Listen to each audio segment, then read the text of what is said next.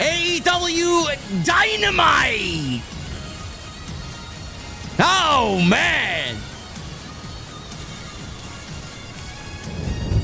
Anarchy in the arena, folks. Oh, man, I can't wait. I can't wait, man. We haven't seen that one before.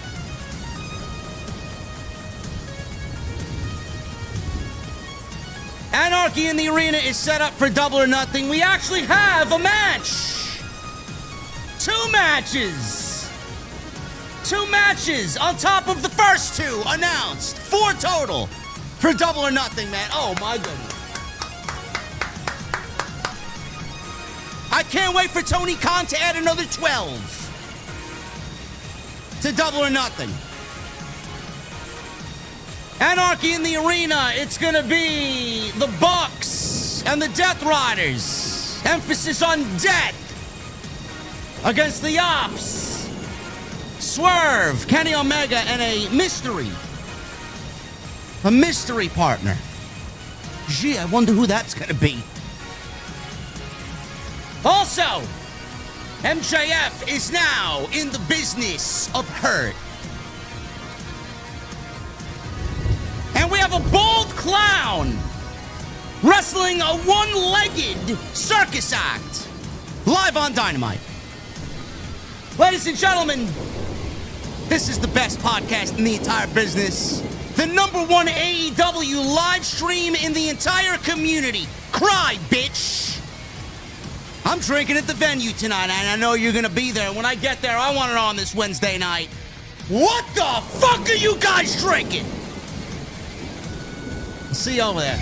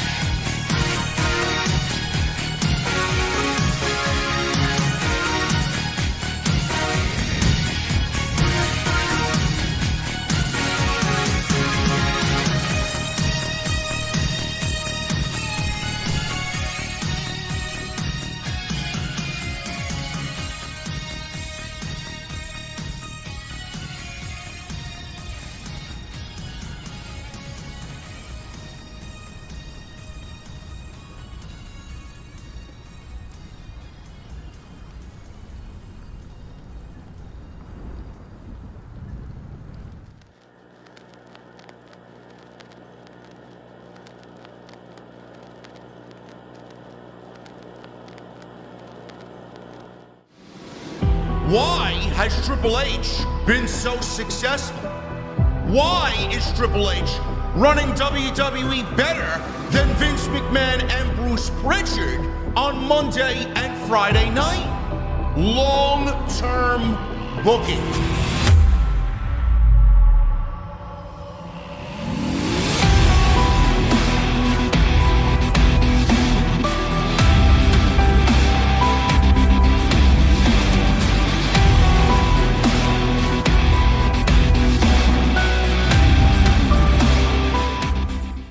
What is going on, guys? Thank you so very much for joining us right here on Off the Script. This is your AEW Dynamite post show for May 14th, 2025. I am your host, JD from New York. As always, joined by the one and only, the resident Chi-Town Smock.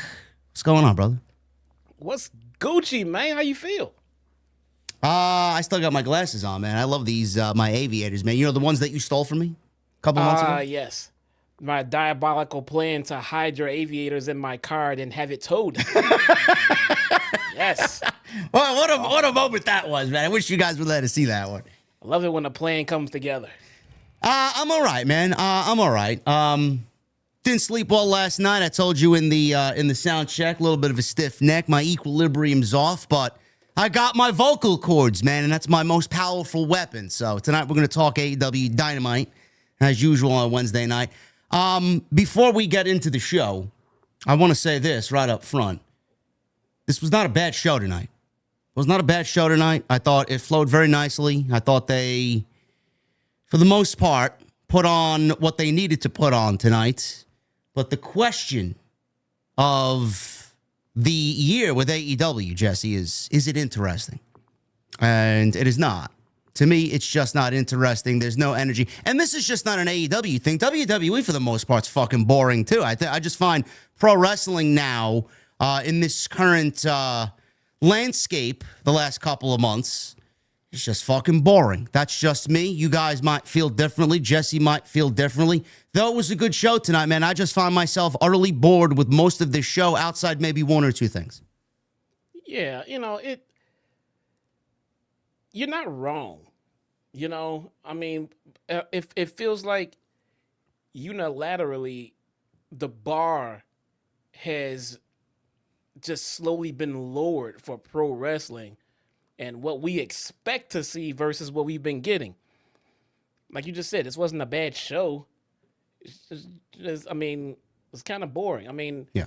I wouldn't call the main event boring. My God, it was so much going on. I mean, I wouldn't call it boring. Maybe a little confusing and a little all over the place. Well, I mean, only in AEW, bro, will there be a steel cage match and a rope break in a steel cage match. I mean, that I saw that. I was doing a live watch along for this tonight. If you were in the stream, thanks for joining and hanging out. But oh my God, it escaped me. I missed it, and I'm like, crap, did that just happen? And I went back and looked at it, and like, yeah, it happened. I was pissed about this. I was pissed because I knew that this community was going to zero in on focus on the one mistake that referee made in this match. And it was going to be put on a pedestal, and it was going to be highlighted, and it was going to be the most important thing of the whole main event. That's the part that I didn't like about it. I mean, the ref fucked up. The ref's an idiot. He fucked up and made a mistake.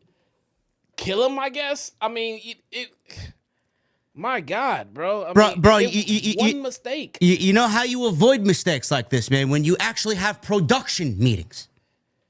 Something like this wouldn't happen. No, it could still happen. Bro, it's a steel cage match. You mean to tell me who was the referee in that match? The senior official. What's his name? Oh God. It wasn't Knox. It was the other guy. I forget. I know. We know who it is. I can't think of his name right now. I got a space right here. Yes. I mean, you mean to tell me he doesn't know that he's in a steel cage match with Samoa Joe and Jon Moxley and that there are no rules whatsoever, so a rope break is legal? Yeah, no, he made a mistake. He made a mistake. I don't know. Let thou Paul Turner. Thank you, Christopher. Christopher in the chat. Paul Turner was the referee. Yes. Paul Turner. There we go. Yeah. Those of you who are without perfection, cast the first stone. That's always the case. Yeah. Some people may say that about us. We don't make mistakes. No, I know. Hardly. No. Sometimes I do, but hardly. We don't make mistakes. We change the script, is what we do. Yes. I guess we'll start with you, man. Where do you want to talk about this show? Where do you want to start? Like I said, I enjoyed the MJF stuff, though it is still slow burning, man. I mean, they got to throw a couple more logs on that fire, but at least we got him in the actual group, bro. For now. Explain this to me. For now. Explain this to me. We got an answer to MJF being in the group, and we are still waiting for this to come to some kind of fucking conclusion. It's dragging on too long. I don't know where it goes from here. I guess that's, you could look at that as being a good thing. It's not a good thing, though. I mean, look. I mean, they're keeping you on your toes. A good storyline, yeah, it should, take some time. but it shouldn't have us sitting here like, like, is this still going on? But there's been no real turn. And I don't mean like turn in like a heel turn, but like no turn in the story. We're still trying to make it official because now we have a contract signing next week. Then what's the point of saying if he's in or not? If he's in, he's in. What the fuck is the contract? Bro, MJF is a frugal New Yorker, bro. You mean to tell me he's not going to go into a business meeting with a ironclad contract just to make sure everything is in his favor? And I text you this. Mark Sterling is his lawyer. My chat reminded me that he was his lawyer once 5 years ago during the pandemic. But I'm like, still? I don't know. Mark Sterling has me blocked for some reason on social media, man. I don't know what I did to him. Someone has you blocked? Yeah, it's amazing. I know. Who would have thunk it? I don't know. By the way, guys, if you guys want to see the collision corner we need about 600 more likes, man. Listen, we'll get to that. We'll get to that. Let's start with the most important takeaway of the show. Usually, I just pass it off to this guy. Nice, assist. Where do you want to go, man? What do you want to talk about? What was the biggest takeaway for the show? Well, let's stay with the Hurt Syndicate, man. I mean, why not? We touched on it. Let's stick with it, and I mean, it seems to be like the second longest storyline right now. Well, it is. It's the best storyline that they got going right now. Yeah, it is. I mean, I'm telling you, man. I've said it the last week. I said it the week before that, and each week I say it, I mean it more and more. It is dragging a little bit. It is dragging. It does feel that way. It does. I would just like a turn in the events. I would just like to see, okay, he's in, now what? Or he's not in, now what? Now it's like he's in, but now he's officially going to be in. Now, the week after next week, now we're going to have our first meeting bro, is he in or not? You know what I'm saying? I get, look, I mean, I get the story that we're being told and everything else. I understand it, but it shouldn't make us feel like that you're trying to drag it out. And that's exactly what it feels like. It feels like you are trying your hardest to drag this out. And it shouldn't feel like that. Even if that's what you're doing, and if it's okay, it shouldn't feel like that as a fan. It shouldn't feel like, again, next week, last week you told it was this. Again, we have to wait. It's when you're starting to look at you go watch and worry about time, then you're not holding my attention enough. Yeah, I don't know. Now that he is, I guess, 50% official in the group. Next week, they got a contract signing to really make it official that MJF is in the Hurt Syndicate. Yeah. I don't know where they go from here. Is there going to be weeks of, skits where he's in the Hurt Syndicate and they're going to kind of do a throwback to what him and Adam Cole did when they were together and they were creating genuine, organic, just free-flowing television? Everything just felt a little bit, kind of off the cuff, and everything just felt natural when Adam Cole and MJF did the whole brochacho thing. I don't know if I'm going to get that same vibe here with MJF, Bobby Lashley, MVP, and Benjamin Shelton. I don't think I'm going to get that same vibe. Do I think that they have the capability to do that and do skits like that? Yes, I think MJF is, at the heart of it, a fantastic professional wrestler. But when you ask him to do the sports entertainment thing, I think anybody else in that company, he's first, and then everybody else is a distant second. He just gets it. He's naturally talented. Bobby Lashley knows the sports entertainment thing. I mean, look at who he was under the learning tree for so many years. So obviously he knows a thing or two. And AEW could certainly learn a thing or two from all three of those guys for sure.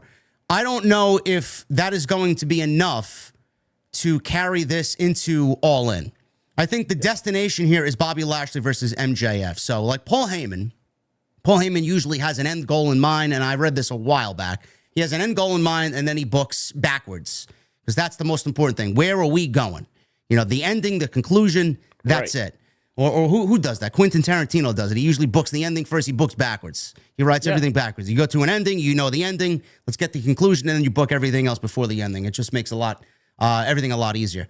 That's the end goal here. MJF, Bobby Lashley, All In. I think that's where we're headed. But how do we get there? Now, there's a couple of variables here. Jesse brought up a couple of weeks ago, and I see some people running with it now, not surprised, that MJF would have to give up the Dynamite Diamond Ring. Now, that is still in play because he's not officially in the group yet until we have a contract signing next week. Could Bobby Lashley, MVP Shelton Benjamin, request that for MJF to fully be a member of the Hurt Syndicate, that he has to give up the Dynamite Diamond Ring? That is still on the table. That's still a plausible, avenue here that AEW could take with this storyline. Does he have to wrestle Bobby Lashley to get into the group show to prove himself? I don't know. So there are a couple of ways that we could go about this. For one thing, we know, Jesse, it's not going to be easy for MJF to get in there because the vibe that I got tonight is that they were fucking with him. Yeah, that's the vibe that I got. I don't know how you felt about that. I mean, yeah, it felt like they were trolling him a little bit. I mean, MVP gave me the vibe that he already knew he was in. He knew he was in, and he was just gonna give him a little shit. I don't know why they had MJF hiding behind Tony Khan and Gorilla and everything else. I don't. It is hard to take someone else's creative project and then make it make sense. When if it was me, it wouldn't be looking the way that it looks at all entirely. I would have started shaping this differently from the absolute very fucking beginning. So to make sense of what they're doing makes it even harder because how do we fit Cedric Alexander into this shit? And more importantly, and I'm going to stick to this till this thing is resolved, where does this stand as far as leaving the Hurt Syndicate or MJF as a heel or a babyface? Because it feels like that the Hurt Syndicate is going to turn on MJF, making him a babyface, which doesn't make too much sense right now. And if MJF dicks over the Hurt Syndicate, I mean, what does that mean? That the Hurt Syndicate are baby faces now, but they would look like schmucks because there's 3 of them, and they're the one that have been dragging MJF along for the last 2 months. So I'm a little confused about where this dynamic takes us at the end game. Like you just mentioned Tarantino, how he writes his movies. I can't wait to see what the end game is to this, so then I can say, well, why did you go this route? This seems a little convoluted if this is where you wanted to get. And now this ending leaves us with all of these unanswered questions. Yeah, we'll get back to this discussion first, but we got to shout out our VIP here in the venue. Oh my goodness! I drank another beer. 3 beers. 4 beers. 5 beers. 6 beers. 7 beers. 8 beers. 9 beers. And a Bloody Mary. We got a $100 super chat from Billy with a Billy bomb. What's up, my OTS family? I will be at Double or Nothing with my OTS sign and with my crutches from my fucked up knees, but I think Cedric Alexander next week shows up. It's too obvious MJF has a plan. The return of the Pinnacle sooner than later. OTS for life. Love you guys. Billy, thank you so very much, as always, for your unbelievable generosity here on a Wednesday night. Thank you, Billy, and we look forward to seeing you and that sign at Double or Nothing.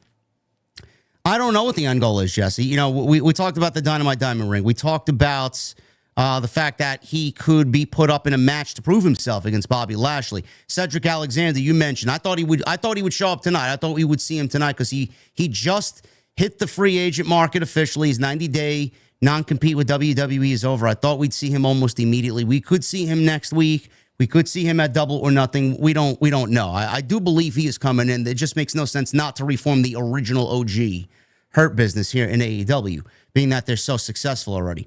But, everybody is talking about MJF aligning himself with the group, whether it's the Pinnacle or some version of the Pinnacle, or someone in the chat mentioned Richard Holiday and Alex Hammerstone. OTS Tribal Queen mentioned his original group, Dynasty, from MLW. I don't know how likely that is. I've seen that narrative thrown around. I don't really care to see that. I mean, that's old news. The other variable is Wardlow. You got some fucking explaining to do if you're going to incorporate Wardlow into this storyline. There's no fucking way that makes any sense. Like, why all of a sudden would he turn over a new leaf and say, you know what? I want to be back with Max. I want to work with Max. I want to back up Max against the Hurt Syndicate. How the fuck do you make sense of that? You don't.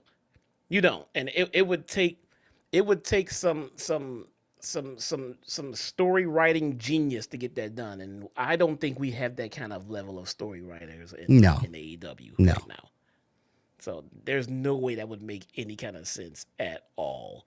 It would make Ward look like a complete schmuck. It would be you're asking your audience for a lot because you put us through a lot when it comes to Wardlow. So, I mean, come on. You have to make it make sense on some level. You just can't just hit the reset button and expect us to act like that we're in a Men in Black movie and you just did the no. It doesn't work like that. It won't work at all. I promise you that's going to be an epic fail if they try to shoehorn Wardlow into this.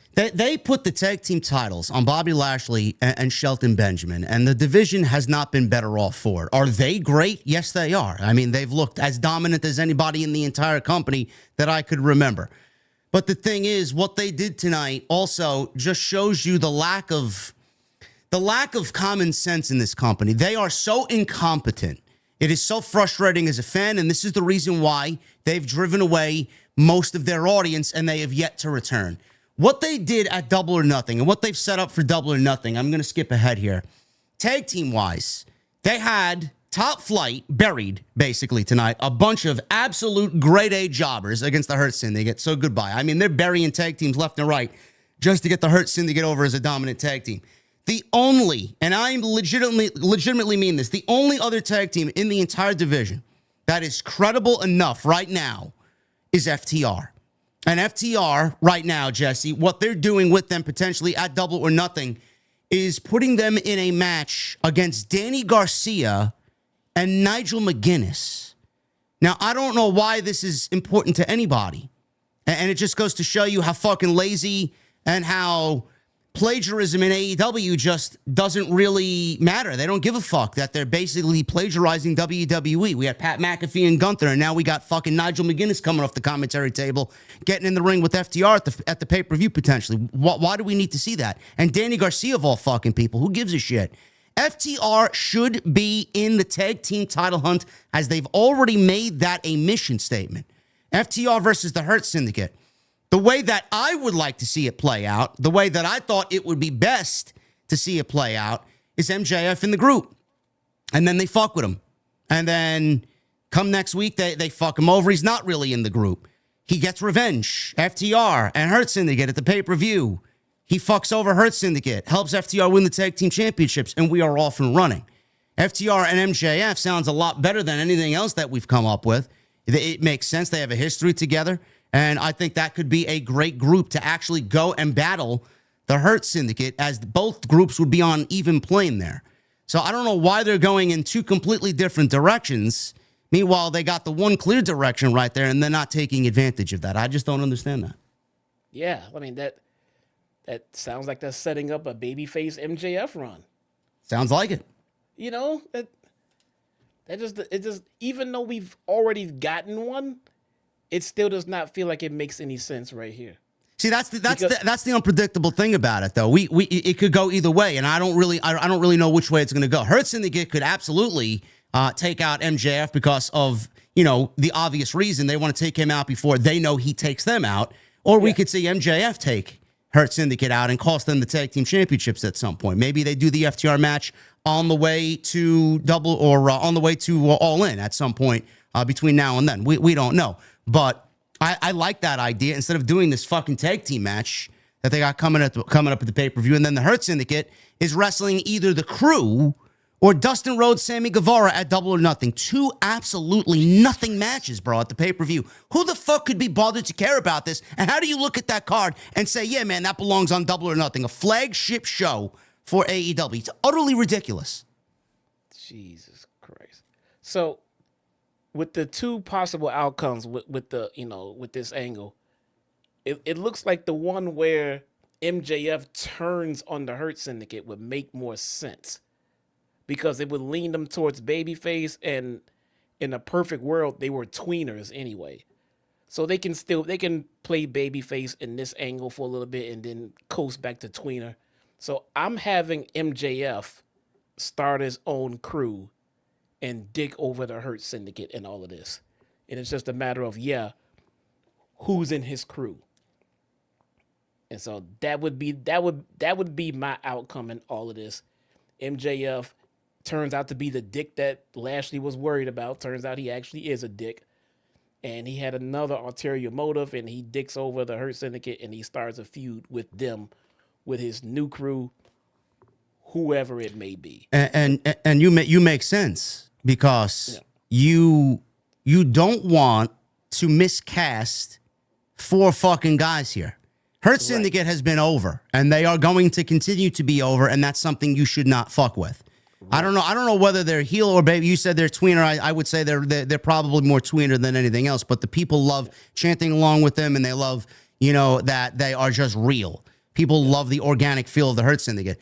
The last time we saw MJF as a babyface, they fucked it up. I mean, it was working for a little bit. He came back. He was fucking red hot. People were ready to cheer him, and then they put him with Adam Cole again, and they just fucked everything up. It was an organic MJF run because he had a reason to come back, and he got fucked over at World's End, and they just completely fucked it up because everybody was miscast. Now you want to potentially miscast him again. I don't want to see MJF as a babyface. I don't. You do not take him away from what works best, and that is as a prick, as a heel. Why do you want him to go babyface and turn the Hurt Syndicate heel? That would just be utterly fucking wrong. Like, why would you even contemplate any of that? Yeah. That has to be where they're going with this, because if it's not, then I feel like it's not gonna end well. And the longer it takes us to get to the end game in this story, the more pissed off people are gonna be when the outcome is something like MJF trying to be babyface. Like, it's gonna fail miserably. No, I don't think that's gonna work this time around. I don't know why you would deviate away from what you've been doing. So, yeah, still, it is the most interesting and topical discussion on the show. And by a large margin, everything else on the show has largely felt flat. The Hurt Syndicate and MJF stuff is leading the charge. The Death Rider stuff is legitimately dying a death. They need a new world champion ASAP. I can't take this shit anymore. And I love Samoa Joe. And tonight, what they did, it wasn't offensive as some of Moxley's other main events, but I guess we could talk about this, Jesse. Anarchy in the Arena, officially set. It is going to be the Death Riders and the Bucks. And apparently Gabe Kidd from New Japan Pro Wrestling, he's now in the fold. Where he came from, I don't really know. Outside of his match with Kenny Omega at Wrestle Kingdom in January, I don't really see what he has to do with anything that's going on here with the Death Riders and the Ops. But he's there. Anarchy in the Arena, it's going to be a conglomeration of those guys against the Ops. That's Will Hobbs, Samoa Joe, Swerve Strickland, and Kenny Omega. So those are the 4. I don't know who else is going to be in that with the baby faces. We got 5 on the heels. We got Mox. We got Gabe Kidd, supposedly. We got the Bucks, Matt, Nick Jackson, and Claudio. That's 5. Unless they want to just ramp it up and do 6 and 7. We don't know. I think 5 is the max here. We got 5 on the baby face, but we got 5 on the heels, rather, and 4 on the baby face. I'll start with this, Jesse. Who is going to be that 5th person? Because we got Hook, who could come out of nowhere. We got Katsuyori Shibata. I mean, those are 2 boring picks, but Hook has been replaced by Will Hobbs, so we don't really know what role he's going to play in all this. He could very well turn heel and say, fuck the Ops. They fucked me over and replaced me very easily, so they could go kick rocks. Hook, Katsuyori Shibata, or we could see a returning Eddie Kingston. I don't know if anybody's talking about Eddie Kingston, or maybe Eddie Kingston's ready to come back. I know he's got history with Jon Moxley. He would fit well over there on the babyface side. Darby Allin's also a possibility. I don't know when he gets done with Mount Everest. That's a long shot, though. That's going to be happening in about a week and a half, so I don't really think it's going to be Darby. Eddie Kingston, Kazuyo Shibata, or Hook are my top 3 picks. So what do you think about the babyface side? Where's Orange? I think Orange Cassidy is severely hurt. He's going to be out several months. Is he? What's wrong with him? Is he I don't know. Something. I don't know. Eddie Kingston would work very well there. Yeah. Huge fan favorite babyface right there. Been out for a while. Be a nice little surprise. Yeah. I definitely take take a Eddie Kingston right there. It could be Jay White, Billy. Jay White's not ready. Yeah, it could be Jay White. I mean, I don't know how injured that hand was, but it could be Jay White. Yeah, or Brian. Bryan Danielson, that would make sense. I don't think they bring him back after his issues and put him in the Anarchy in the Arena match. Well, even though he was in it last year. Anarchy, I mean, don't forget, man. These no holds barred, no DQ matches, all of that stuff. Those are actually safer for an injured wrestler. I mean, as far as doing spots and shit like that. I mean, it's. Remember when Shawn Michaels in that injured back finally made his dramatic comeback? He came back to a street fight with Triple H, right? Yeah. Much easier to conduct that match than a regular spot, a suplex, that shit.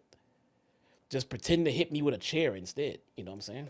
Sean Ross Sapp, someone in the chat says, this is Hackstar 05. SRS has Willow in the match. I don't see that happening. You want Willow and Marina in Anarchy in the Arena? How would that work out? Oh, I'm assuming they're in it. I assume they're already They'll be a part of it. They're not officially going to be a part of the 5-on-5 match. I mean, yeah. I mean, at this point, they're a part of the story. It makes sense. They are. I mean, they've had interactions plenty of goddamn. It's not random. It makes sense. So it makes sense. I just don't see them doing a full-fledged Willow in the match and Marina in the match battling the guys for 20 minutes and it's fucking sheer chaos. I just don't see that happening.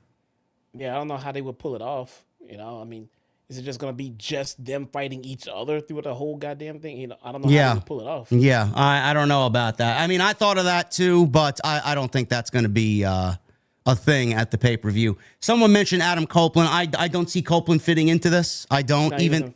Now he's done with this shit. I don't. Why would you want to see him come back and integrate himself into the Death Rider shit again when he's got other things that he could absolutely take his time with? I don't know. You want to see Copeland in this? I don't see him fit in there. No. The Anarchy. I like Eddie Kingston. Eddie Kingston would work for sure. And I'm sure he's got a lot to say about the way Jon Moxley has destroyed the company legitimately over the last 9 months. The Anarchy in the Arena is a concept that AEW, once upon a time used as a way to get us through the pandemic. And I feel Stadium Stampede matches like that. Yeah. I don't mind the matches, but it has gotten to a point, and nobody could sit here and tell me that I'm only, shitting on AEW, and I don't say this same thing about WWE. I absolutely do, and I already have this year in regards to War Games. We're already starting to feel that same vibe with War Games. We felt that way with Hell in a Cell when Vince McMahon named the pay-per-view Hell in a Cell, and we only seen a Hell in a Cell every fucking year because it was the month of October, and hell is synonymous with Halloween, and Vince wanted to do it with his big red ugly cell. Or we got TLC because it was December, or Elimination Chamber because it's February every single year, which we still see today. But the point I'm trying to make is you have these gimmick matches, and they're ingrained at the same show in the same way every single year, and you have now manipulated your fan base to expect it because it's Double or Nothing. Now, right. I get that it is a staple match for AEW, but that doesn't mean let's do the fucking same match 4 years in a row and kill the vibe of the match and the gimmick. I feel like a gimmick like this and a gimmick like War Games and a gimmick like Hell in a Cell, it doesn't need to be seen every single year. You lessen the effect of that match or those gimmicks the more you do it. I wish that they would take a year or two off and do it when it really matters. Did they need to do it last year? No, they didn't. It actually would have made more sense for them to take last year off and do it this year, being that the Death Rider story is basically taken over their television. Now it's just a common thing, and it's not appealing to me, and I just find it to be utterly boring. I think Tony Khan uses it as a crutch because he's too busy to book an actual story with actual matches that mean something. So he throws a bunch of different people and a bunch of different conflicts in the same match, and he calls it Anarchy in the Arena because it's easy for them to book. It takes zero brain power to book something like that. That's why he does it. I don't necessarily like it, Jesse. I don't know how you feel about it, but, Anarchy in the Arena, Hell in a Cell, War Games, they're really weighing on my patience, man. I would like to see these gimmicks in these types of matches just take a break because less is always more. It is. It is, man. And I wanna applaud their efforts to make a new match. You know, before there was a Royal Rumble, there was no Royal Rumble, and the whole concept would have been asinine to anybody until it was invented, and then it was stuck with, and then throughout the years it became classic. You know, same for any other match. Before it existed, it wasn't there. Then it did. Then it caught on. I can appreciate them trying to start a new tradition with Anarchy in the Arena, but like you just said, it shouldn't come on at a schedule. You know, it should come when the situation calls for it. Like you pointed out. So I don't like that it's on a schedule, but I do like the fact that it exists and they want to make it a tradition. Yeah, So- tradition. Yeah, traditions are like you said, the Royal Rumble. Tradition in AEW to me would be the Owen Hart tournament.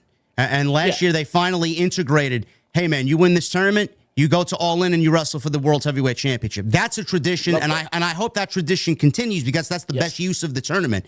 The gauntlet matches, these gauntlet matches, or whatever the fuck they call it, these casino battle royale gauntlet matches, whatever the fuck they do. Those they've done so many of those, and it's already ruined the appeal of that. To me, I said this last year when we covered All In. That match should specifically be saved for All In as a staple match for All In. Get everybody there. It's the biggest show that you do all year. And have the winner of that get a title match at Grand Slam at Arthur Ashe in September, or at All Out would be a great way to do that as well. I just feel like the way that they go about it, it's more of a hassle to continue booking faction warfare every single year to keep that gimmick alive. Why do we need fucking factions every year battling each other? It's the same fucking thing. Last year we had Jack Perry light himself on fucking fire, and we had Darby Allin hanging from the middle of the ring upside down while the Bucks super kicked him with thumbtacks at the bottom of their shoes. What makes you think they are going to do anything that is even remotely close to what they did last year? So you're just repeating the same gimmick and lessening the effect of the gimmick by doing it more and more. Traditions. This is not a tradition. To me, it's lazy. The Royal Rumble is a tradition. The Owen Hart Tournament's a tradition. There's not many traditions in pro wrestling. You should put more energy into those types of things instead of doing it with this. Yo. I need to give someone credit here. Christopher Clinton says, and I just looked it up, he's absolutely correct. Gabe Kidd is the one who injured Eddie Kingston. There you go. There you go, right there. I didn't even know that, man. I just looked at Eddie Kingston and said, you know what? He'd fit into this, man. It's about time he comes back, right? Look at that. That's like a glove. There you go. That's perfect. That works right there. So real quick, I want to address something with the chat and everybody else. So my phone is right here. It's in my hand. And while JD is talking, I muted myself, turned on the stream, pulled it up on my device, and played my audio. I can hear myself crystal clear. So to anyone in the chat that starts saying that Jesse needs to turn his mic up, I'm just benching you because it's a you thing. I sat here myself, right here on my phone, pulled up the stream, and listened to myself come through crystal clear. If I can hear myself on my phone, I don't know why you can't hear yourself or myself on your device. Turn your shit up. Chat, Jesse has a cloud lifter on his microphone. It enhances his microphone quality and enhances his sound. I have him turned up on my end to 100. He is maxed out. Okay, I am naturally more loud than he is every single week. Jesse is a lot more soft-spoken than I am. There is going to be a difference just based off that. Does Jesse need to sit closer to his microphone? Maybe. But his microphone volume is exactly where it needs to be. So turn your fucking volume up, and please stop making this a common thing every single week, because it's not an issue. I hear him crystal clear in my microphone, and he's as loud as I'm speaking into my mic because I'm listening to myself speak. Yes. And I hear him coming through my headset. He is fine. We can see our levels. you would be not the only one complaining if no one could hear me. I'm sitting here, I'm testing the shit myself. I'm just because I'm not as loud as the guy next to me does not mean you can't fucking hear me. Chill. Turn the damn mic up, man. Turn the damn volume up, man. The common thing every single week. I don't get it. We're going to get into the rest of this show. Again, it wasn't a bad show by any means. It's just, to me, not particularly interesting. And I do think that AEW is, the stories are just not clicking to me. It's not interesting. And the allure of an Anarchy in the Arena match, man, that shit has just kind of faded away, honestly. I'm not interested in any of that. And you know what? We got Blood and Guts coming up, too. It's Blood and Guts season. Are we going to get Anarchy in the Arena and Blood and Guts with the same fucking people? Yeah, space that shit out, man. Like, it's just utterly ridiculous, but that's what they want to do, and they are the Rebel promotion, and nobody's going to, talk them out of it. So we'll definitely get into the rest of this Dynamite show tonight. I want to thank you guys very much for joining us here on this Wednesday night. We got a lot coming up. It's going to be a busy month of May. We got tonight. Obviously, towards the end of the month, it's going to be super busy, man. We got Saturday night's main event. We got Double or Nothing coming up. So we got a lot coming up. And I can't wait for Memorial Day, because Memorial Day means we're back in the beer garden. So get ready for that to come back for the rest of the summer, man. Very excited about that. But thank you again, guys, for joining us. Super chats are open. Get them on in. It's the best way to support the show here. We will hang out with you and your super chats at the end of the show. Hit that thumbs up. We got 659 likes right now, 660 likes. The goal tonight is 1,000 likes. That's 1 with 3 zeros. 1,000 likes means instantly we drop what we do and we do Collision Corner. And Jesse apparently has a banger of a Collision Corner, so you guys need to do that if you want this week's rendition of Collision Corner. And I have not watched Collision, so I don't know what happened. Well, unlike last week where I watched it, because I had nothing to do on a Saturday, this week I don't know. I'll give you a hint. This episode, you might get a leg up. Oh, my goodness. I see what you did there. So that is your goal tonight, folks. Super chat and the likes. Get them up. 1,000 likes for Collision Corner. Hit that subscribe button down below. We are 250 subs away from 171,000 subscribers. Thank you guys very much. Go subscribe to Jesse as well. I linked his channel down in the description towards the very top. If you guys want to go check him out.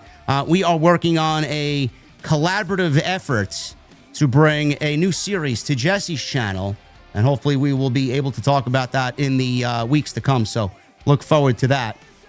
What else is going on over there, man? You got live streams going on over there, watch-alongs? Live streams, but yeah, man, that collab we are working on, and I got a few more things. I think I'm going to do it this week in wrestling type deal. So my schedule is opening up. My kids are getting done with school. They're done with their activities and things like that, so I'm getting ready to hit the pavement. I can be in front of this camera more because I'm less needed as a dad, and I'm kind of excited about it, man. It's gonna be fun. There you go. Make sure you guys go check out all the content on this channel. We were live on Monday. Yesterday we were live for Tuesday Night Titans episode 95. So make sure you guys go and check that out. We discussed Sabu and the GCW situation that brought some controversy to Joey Janela and GCW in regards to Sabu, his passing, and his last match. We talk about that in detail on last night's show. We also talk about all the major happenings in both AEW and WWE. So make sure you guys go check that out, including Triple H, Nick Khan, and WWE trying to step on AEW's toes all in weekend by booking major shows around All In. So go check that out. It's live on the channel right now. We are nearing 40,000 views in less than 24 hours on that episode already. And please, are people pointing the finger at Joey for that? Yeah, they blame Joey Janela for killing Sabu. Yes. I mean, I don't like the asshole either, man. All right, listen, I'm not a fan of him, but I'm not going to sit here and blame Joey Janela for killing Sabu. I think these people are fucking weirdos. Come on, man. Ridiculous. If you got anybody to blame GCW for allowing him to even take the fucking match. I mean, blame the company. Blame the man in charge. Holy shit. Jeez. So, yeah, we talked about that yesterday. And tonight's sponsor, Turtle Beach. TurtleBeach.com/script. Make sure you guys go and save 10% off your brand new headset, man. Gen 3 Stealth 700 headset. 10% off. TurtleBeach.com/script. Use that promo code script at checkout. All right, man. Speaking of Sabu, I wanted to gauge your reaction. I know it came out of nowhere. It was very unexpected news. I talked about this with Jason on TNT last night. Sabu, I used to buy VHS tapes in high school. I went to Mount St. Michael Academy here in the Bronx, and I bought VHS tapes from a kid named Joe Aceto while I was in freshman, sophomore year of high school, just because my parents didn't allow me to watch ECW. And it was on too late, sometimes midnight up until 3 o'clock in the morning. Sometimes it didn't air. So my parents were never going to allow me to stay up that late to watch professional wrestling. So I had to get my fix in that time of my life by VHS tapes. And I brought the tapes home. I watched them and put them on as background noise while I did my homework. And I fell in love with ECW because it was something I'd never seen before. I didn't know existed. I seen Sabu and RVD and Chris Candido, Raven, Tommy Dreamer, Shane Douglas, Bam Bam Bigelow, Taz, the Sandman. I mean, there were some iconic names to come out of ECW, man. Sabu being the one guy, next to RVD that just captivated me. And I'm like, who the fuck is this, man? Look at what he's doing. I never seen anything like this before. He's a legend, and everybody knows he's a legend. And he unexpectedly passed away at the age of 60. He did have his last match at Spring Break with Joey Janela, WrestleMania weekend. And from what I've read and what I've seen, under no condition to even wrestle in the match, and there was some controversy surrounding it. I won't get into that if you guys want that discussion. Jason and I talked about it last night. But he passed away this past weekend. Did you have any fond memories or anything that you particularly want to talk about Sabu? So, I didn't watch ECW when it was at its height. I was one of the ones that went back and caught up on the catalog of ECW and everything like that. At the time when I was going back and watching the tapes of everything like that of ECW, I was watching a lot of indie wrestling. A certain Phil Brooks wrestling down the street from my house. Colt Cabana, Samoa Joe. I remember those times, man. What I was doing around that time, my friends hanging out. And you just having memories of Taz, Sabu, Rob Van Dam, Sandman. And just those times, like the 90s, that grunge era, the era and stuff like that.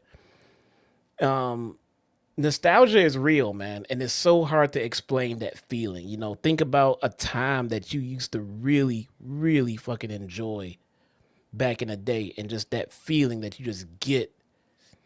That's the kind of feeling that I have when I think about ECW, Sabu matches, things like that. I think about the Foley and Funk death matches in New Japan, and it pains me to see wrestlers that I would watch back then suffer today and die prematurely and things like that. It really, really does hurt, because more now than ever, you really do get that feeling of they sacrificed everything for our entertainment. And Sabu is the epitome of that.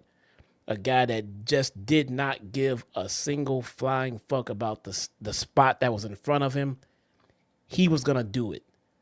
And he was going to do it because he wanted to be known as the guy that would fucking do it. And that's exactly how he will be remembered. And I appreciate him, and I appreciate every last single wrestler that did everything that they did to entertain us back then. That shit wouldn't be allowed today. But back then it was. All you needed to be was a wrestler who was willing to do it, and you were allowed to go do it. People like Sabu didn't hesitate, and it just sucks. I hate seeing someone die prematurely doing something that they love to do for our own personal entertainment. It pains me to see it, but again, rest in peace to him, and thoughts and prayers to his friends and family, man. Yeah, it's sad, and everybody blaming Joey Janela. Listen, he's not a fucking picture of good faith. It's just ridiculous, dude. Like, You're a fucking weirdo. I have no affiliation to GCW or Joey Janela. I mean, we went back and forth, and I still don't appreciate the shit that he said about me for absolutely no reason. But I'm not going to sit here and blame him because I don't like him like most of the people have done this past weekend on social media. It's fucking ridiculous, and it's downright fucking sad. If you want to blame anybody, blame GCW, Game Changer Wrestling as a whole, for allowing that match to even fucking take place, and put it on Brett Lauderdale, who, I wouldn't trust as far as I could fucking see him, to put Sabu in that match. If you knew Sabu, which I'm assuming he did, Sabu wants to go out the way he wants to go out. I'm assuming Sabu wanted to do the match. You're not going to tell fucking Sabu anything. He's going to want to do it. Exactly. He wants the match. You're going to let him fucking do the match. But at some point, the promoters and the promotion that is paying Sabu to be there, you and his health, you guys, you hold that in the palm of your hands. It is your responsibility. At that point, he becomes your responsibility. I don't give a fuck what Sabu wants to do. I'm not letting this guy die on my watch at my show, or get fucking crippled,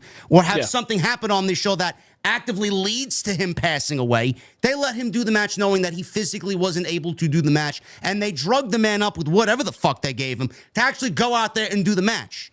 So it wasn't Janela who gave him the fucking drugs. It wasn't Janela who, administered the opioids to him, or whatever the fuck. Kratom is what they gave him, supposedly. Kratom is what they, that's what I'm hearing, yeah.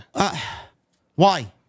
Well, I don't really understand the logic with everybody on social media. It's like they just wake up and they hate something, and then, here's an opening. We hate GCW. Let's blame Janela now and get them canceled. Come on, bro. You got to be better than that. That's a good point. Joey Janela is no one. He has no business and no right to go into a match with Sabu and tell Sabu what to do and what not to do. Yeah. Sabu is the goddamn veteran here. If they greenlit the match, I'm under the assumption that Joey Janela's going to go out there and say, hey, what would you like to do, sir? And that's what I'm going to fucking do. But you have a very good point. It's GCW that needs to be the one to be in control of their show. Because at the end of the day, all of this happens on their watch, on their show.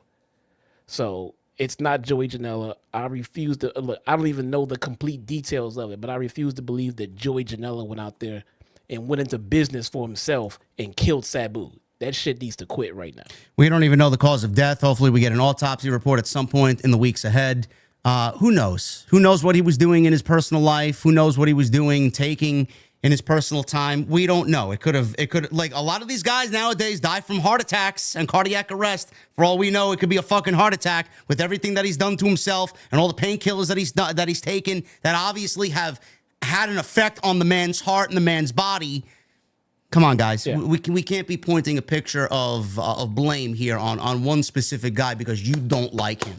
So the old JD would have been all over that shit. That's Janela's fault.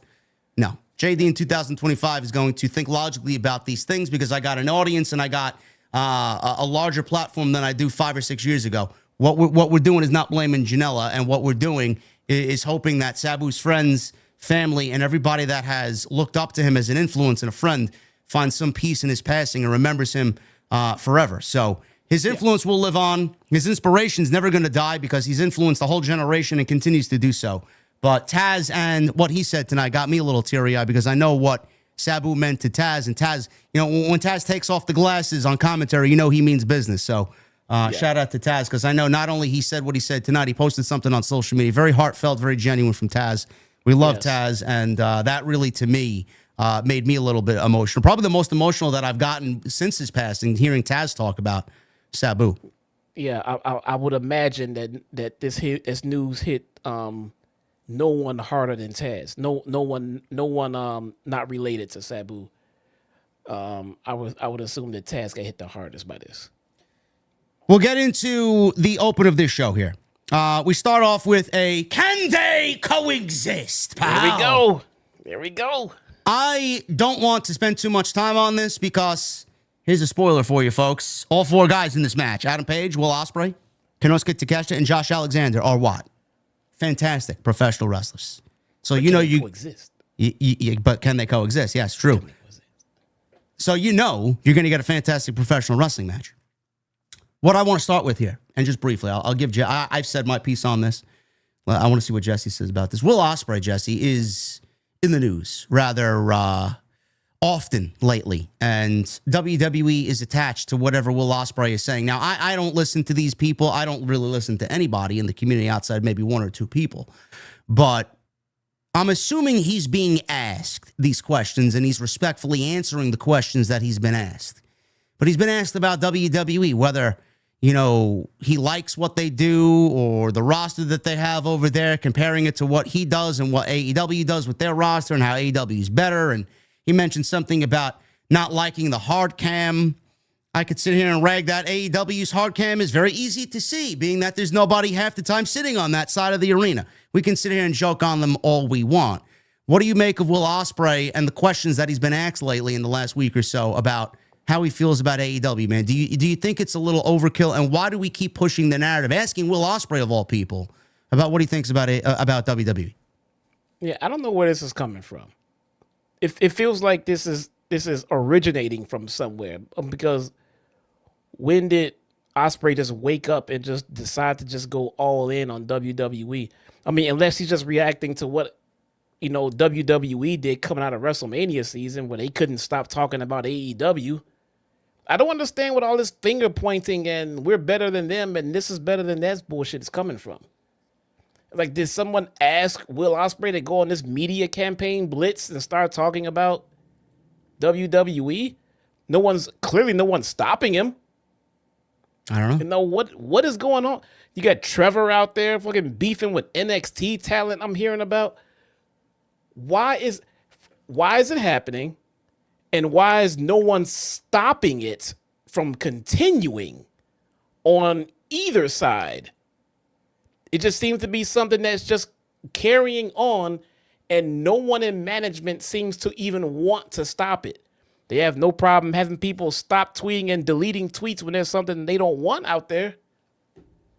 But for this, it continues. For this, it just keeps piling up. Ospreay is still talking about WWE and how he's better. And let's start here. If someone asked me, you know, anything about the competition, what am I supposed to say? What am I supposed to say? If someone asked me, hey, Jesse, do you think you and JD's podcast is better than Cultaholic's podcast? Yes, I do. The fuck is that kind of question is that? You know what I'm saying? So if you asking Will Ospreay what he thinks about, you know, WWE compared to AEW, what is he supposed to say? See, that's a good point. That is a very good point. What do you want him to say? I mean, he's being paid by Tony. He's wrestling for AEW. Obviously, he's going to say exactly what his boss would require him to say in that situation. It's the people who's asking these questions. They're the problem, because they're not doing it in good faith. You know, if I was in that same position, I would absolutely not even have on my list of questions to show Ospreay, hey, Will, this is what I'm going to ask you. You know, you can look over the questions. I'm not going to ask you anything about WWE. These people willingly ask him about WWE simply because they are the bad faith grifters.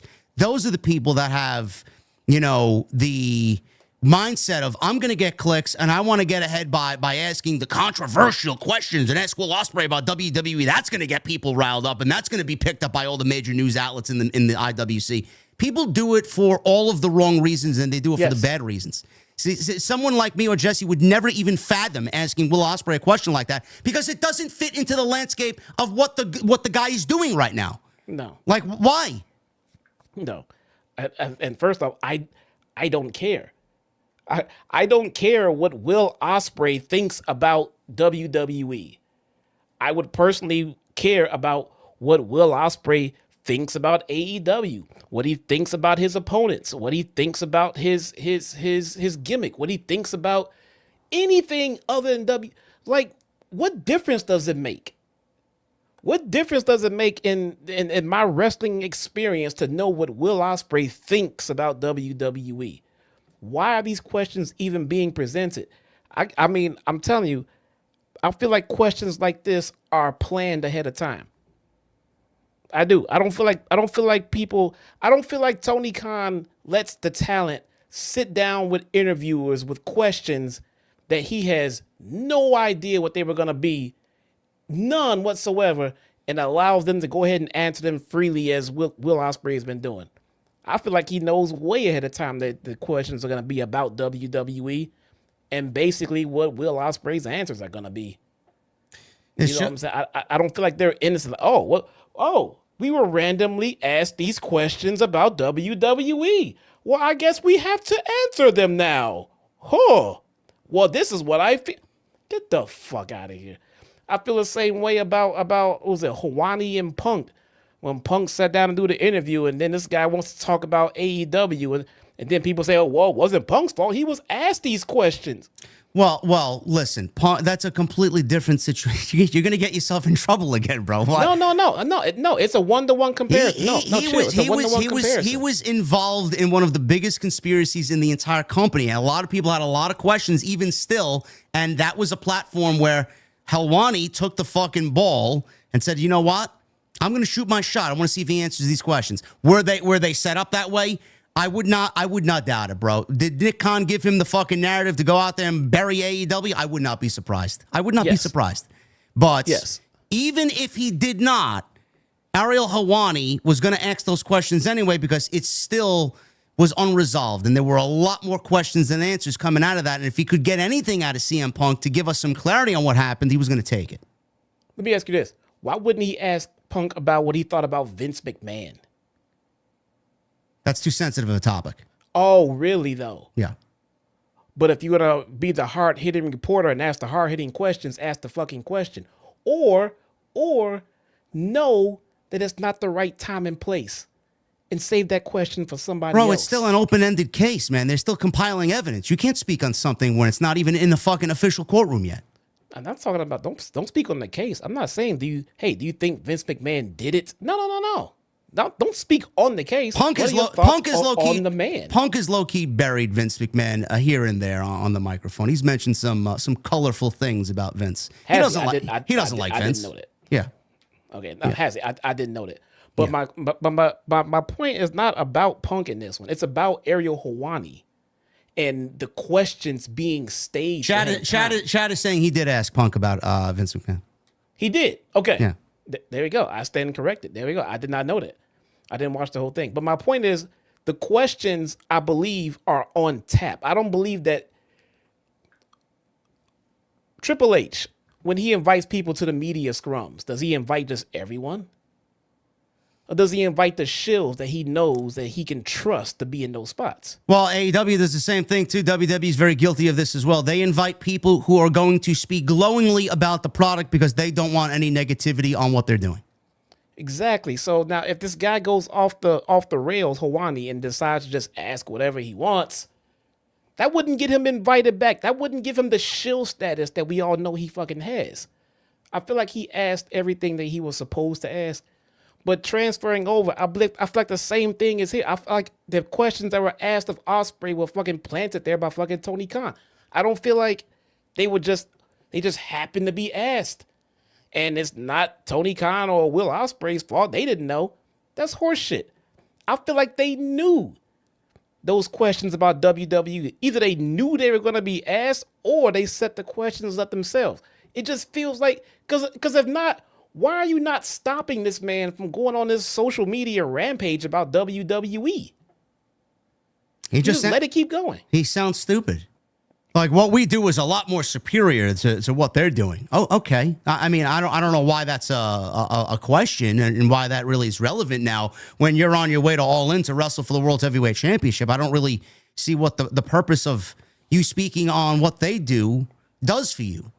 And sure, your in-ring product is great. You know, I've spoken very highly about Will Ospreay. I think he's fucking great. Where people have even came at me, oh, he's nothing but a gymnast, JD. He's not a real wrestler. He doesn't sell for anybody. He kicks out of everything, finisher spam, and all this nonsense. You go in the ring and do what Will Ospreay does at the level Will Ospreay does it. You'd be out of breath in 15 fucking seconds. Shut the fuck up. So the entire thing is, you know, he could go out there and say he's better than anybody, which he has the right to do that because he's fucking amazing. But then he kind of buries the rest of the roster, knowing that Rollins is there, Punk is there, Gunther's there, Balor's there, Styles is there. They got a lot of great fucking pro wrestlers there. So who are you to say that what you do and what your company does is better than those guys that I just mentioned? You know, that's an opinion. You can't state that as a fact. So like Jesse said, it may be the company raising the flag and waving the flag. Hey, we need some good publicity going into Double or Nothing. We got our new face of the company here trying to sway the momentum back in our way. Again, I wouldn't be surprised if, like Jesse said, it was a planted interview and they used this outlet, whoever the fuck this was, as a way to rile up the fan base to get this narrative out there.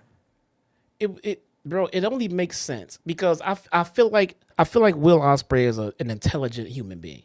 I feel like he's a very smart man. I also think Will Ospreay, at any cost, Jesse, would stay away from this type of discussion. And like I was in the process of saying, I feel like he's a very smart man. And I feel like if you would just sit him down and just no gimmick, no setup, no lob, no pitch, no assist, and just ask him, hey, what do you think about WWE? And like, hey, I feel like he would say, hey, bro, I work for AEW. Don't ask me about that. That's not my concern. Yeah. I mean, they're doing them. That's great. I have friends over there. Good for them. Ask me about here. But that's not the entertaining answer. That's not the click that they want. No. You know what I'm saying? That's not the narrative that they are put. That's why I'm saying that I think someone is behind these questions and these answers and them not being erased or retracted or anything like that. I think they're being put out there because I feel like Will Ospreay would just say, bro, or he'll say, bruv, I work in AEW, okay? Ask me about the company I work for. I don't work for them. I don't care what they do. Good for them. But that's not entertaining at all. The answers that he is giving is the answers that they want out there. That's why I feel like these questions are being set up. So this match, now that we got that out of the way, this match. I want to say this: Ian Riccaboni should be on the show permanently. It just sounds Excalibur's awful, but I mean Excalibur and Tony Schiavone is just doubly as awful. If we can eliminate at least one, the fact that Ian is sitting in for Tony Schiavone, I mean it just makes the commentary team just slightly better. So I would like to see him. I know why he can't do it, why he doesn't want to commit to doing it, but him being there, I like it. So I'd like to see that going forward. The second thing is Colt Cabana was on social media. I got this is laughable. I got to mention this. Colt Cabana has been on this fucking social media tirade the last, let's say, 72 hours. Supposedly there was a crossover with Family Guy and AEW. If you even want to use the term crossover, you got Fightful and all these fucking paid AEW outlets using the term crossover between Family Guy and AEW. You know, Family Guy hasn't been relevant since, I would say, season 7, season 8. I still watch it here and there, but I only watch the old shit because I just find it to be painfully unfunny nowadays. And now they're in season 20-something. But apparently, Peter or the principal of Chris's high school put on an Excalibur mask, and there was like a wrestling theme for Family Guy in one segment. And Colt Cabana, who apparently has a family member who executive produces for the show, said that there was a crossover. Now, Excalibur wasn't mentioned, AEW wasn't mentioned, and in no way Colt Cabana was mentioned, but they are using the term crossover. Folks, I'm here to tell you, if you see this narrative being floated around social media, it's not a crossover. It's not like Brett. Did they mention AEW? They did not. AEW by letters were not mentioned. Then it's not. So you could go to Colt's fucking social media, man. Every single day for the last 3 days, he's been saying crossover, how proud he is. This is exciting, blah, blah, blah. It's not a crossover. It's not Brett, the Hitman Hart on The Simpsons. It's not John Cena on The Simpsons. I mean, that's a crossover because WWE and John Cena, WWF and Bret the Hitman Hart were mentioned on The Simpsons. This is not a crossover. So I just wanted to get that out there. They had characters. They had characters. Yes. They had voices. Yes. Come on, man. Voiced by themselves. Yes. Come on, man. Come on, folks.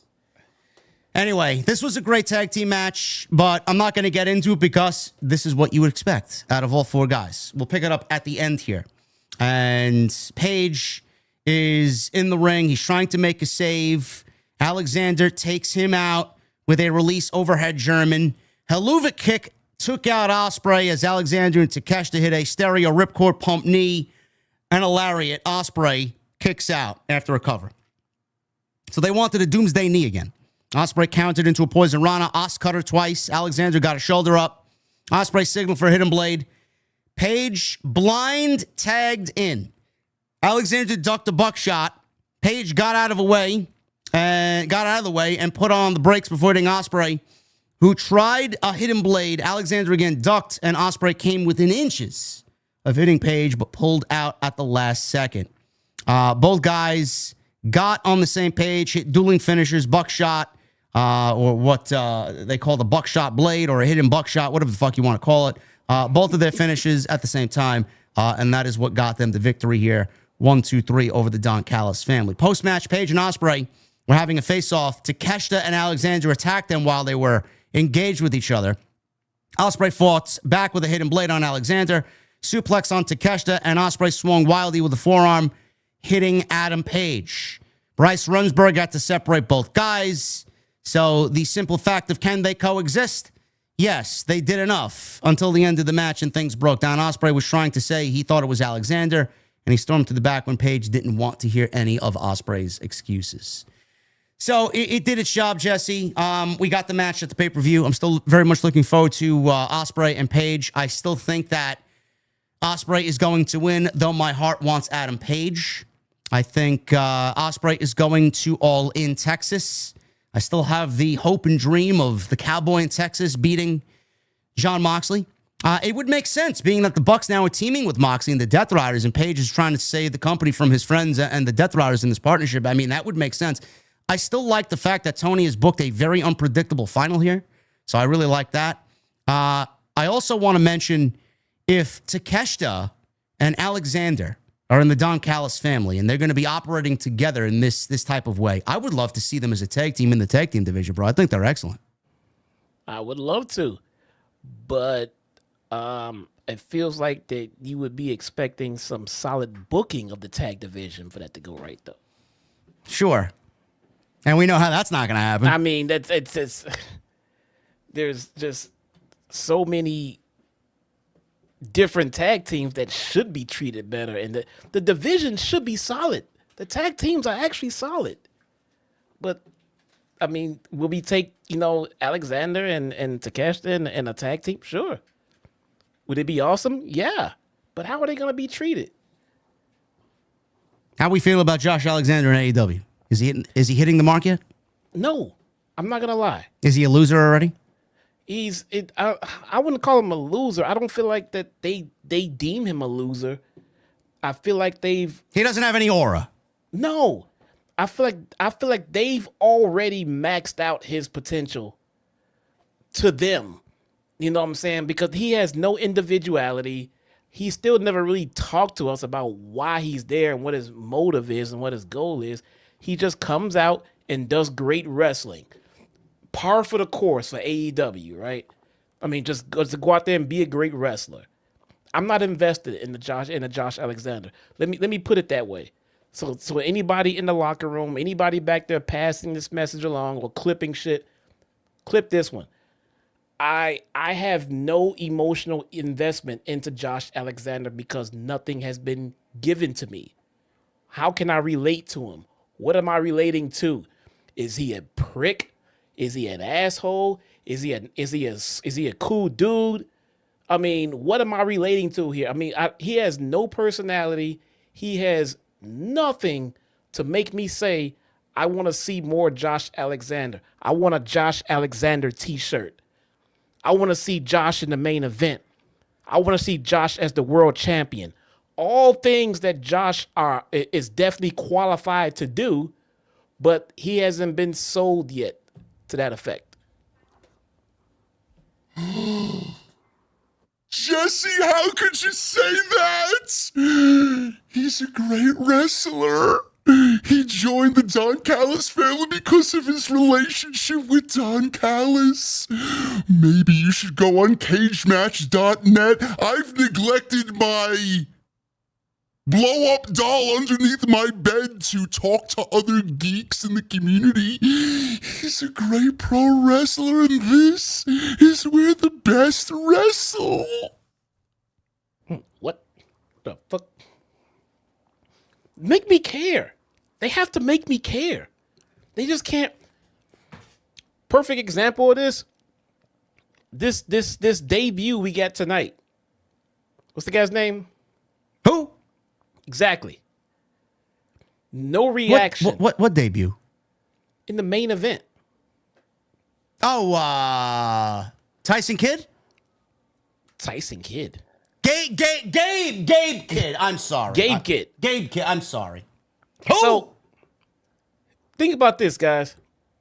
This guy debuted in the main event of Dynamite in Chicago to no reaction. If you get no reaction in a marked town like Chicago, chances are not enough people know who you are to be put in that spot in this moment. It was a bad spot. I was watching it live. I'm sitting there talking like, who is this? What happened? I don't know why is he doing this? Bro, I thought it was Hook, man. I thought it was Hook, honestly. I'm like, who's underneath the hood, man? Hook wears hoodies, right? If it was Hook, that would have been a major promotion for him, man. That would have been a big time spot for him. But no, it was and from all accounts, this guy's incredible. This guy's amazing. And I believe it, man. I believe my community, they tell me this guy's amazing. I believe he's amazing. But that's not how he was presented. That's not how he came off. Nobody knew who he was. Either that or they just seriously didn't give a shit. I didn't know who he was. I saw plenty of people in this chat that didn't know who he was. That tells me that the presentation was off. It was off. That tells me that you didn't do your marketing research. You should have known that this guy was not going to pop like that. So you should have had vignettes. You should have had something else in mind. Went a different way with it. If the guy is as good as I'm hearing that he is, you just didn't present them to us well. I know who Josh Alexander is. I've watched him for years. Literally just 2 years. But I know who he is, and I know how good he is. And I know this presentation of him was piss poor. He gets in the ring and that bell rings. Hey, man, you're going to have a fantastic match. When that match is over, I no longer care what Josh Alexander does. Josh Alexander's just another name on Tony Khan's payroll who took the money, easy money, and is being paid a whole hell of a lot of it to support his family, which is fucking great for them. But Good. he settled into just being, and I don't want to say this, and I don't want to have this come off the wrong way, but it's the truth. He's just another guy. He's just another guy. He went from one promotion. Listen, AEW, wrestling for AEW is obviously an upgrade, okay? Obviously much more as far as an audience is concerned. But, I mean, how you go from one company to the next and you as a character, you as a star, has not grown. I mean, is that okay with you? I mean, what are we supposed to do with what they've given us with Josh Alexander? I don't even think he's won a fucking match yet. Has he? Yes. If that one match, with who? It was on Collision. Of course it was. So that means it was a nobody. It was on Collision. I know I have it in my notes somewhere. I don't know. It's sad. It's not exciting. No, it's just another name for Tony Khan to say, yeah, I got him on my roster. It's great. What the fuck you doing with him? You know, to be dead ass. Watch this. 100% dead fucking ass, bro. There is no difference on AEW television between Josh Alexander, AR Fox, or Kevin Knight. No. What is the difference? No. One of those three men is a bona fide superstar and could be a main eventer in the next couple of weeks if treated right. The other two don't have the experience. But put those three together on AEW TV, there's no fucking difference. They're all three of them are treated the absolute same. What is the difference? I would be very curious to know what Tony Khan's paying Josh Alexander and how much is it to sway him away from going to WWE or staying with TNA. Maybe TNA, I think he said TNA didn't offer him a contract, which is fair. They did him dirty a year ago and they re-upped him when he didn't want to be there. But to go to WWE, to have that partnership with TNA and potentially go back and forth as well, I would love to know how much they are paying him to be with AEW, knowing that the partnership with WWE and TNA is getting stronger. It just sounds like a stupid career move. You know? Yeah, I don't know. I don't know. I don't care. I'm happy. I'm happy wrestlers can afford, Right. you know, to wrestle and make a decent living outside of WWE. Good for them. Good for them. You know, I'm genuinely happy about that. I hated seeing wrestlers having to kiss WWE's ass because they were the only game in town, and if you didn't go there, then you were stuck on the indies. I hated that. Now the indies are paying so much better nowadays. If you've been on TV, in WWE, you can make a living on the indies now. That wasn't always the case, man. Yeah. And in AEW, you can make a damn good living. So I'm happy about that. So, but I would like to see these people utilized as the stars that they actually are, though. And that's just me as a fan. You know, what you paying them and everything else, that's on you guys. I'm just happy that they're making a decent living doing what they're doing. But my God, man, Josh Alexander should not be lumped in the same category as everyone else on the roster when he is leagues better. You just haven't told me about it. You know, Antonio in the chat makes a good point. TNA didn't offer. I doubt he's making $1 million, and he wanted to work with Scott D'Amore, and he's getting paid by both companies, by the way. So that's Maple Leaf Pro and AEW. I think he's now their Maple Leaf Pro World Champion. He's working Maple Leaf? Yeah. I think he won their World Championship this past weekend. That's a good point. I knew that happened, and I did not realize. That's a good point, Antonio. Thank you. That goes a long way. He could still do that. He wanted to work with Scott D'Amore. I know how respected he was there. That's a good point. That has to factor, you know, into, you know what I'm saying? Yeah. That has to factor in. I can work AEW and Maple Leaf. That has to factor into a decision. You know, that's pretty good. Yeah. But yeah, I mean, our opinion still stands. I mean, in AEW, he's more of a value to Maple Leaf Pro than he is fucking AEW. That's quite sad. Oh yeah. But yes, this was a very fun tag team match, and Page Ospreay will kill it at the pay-per-view in a week and a half. Alicia Atout is backstage with Top Flight and Layla Gray, as we're told they will be in action tonight against the Hurt Syndicate. Dante's fired up. Said last week if MJF wants to stick his nose in their business, he's going to bite his nose off. Darius said tonight they're going to defeat the Hurt Syndicate and are coming for the tag team titles. I didn't know that Darius was a comedian in his spare time. You know, it's great. He was pumped. Yeah, he was. He was, I'm going to get, he was like the Outrunners, boy. He was pumped in that promo. He got me pumped. I mean, Layla Gray standing behind him. Why wouldn't he be?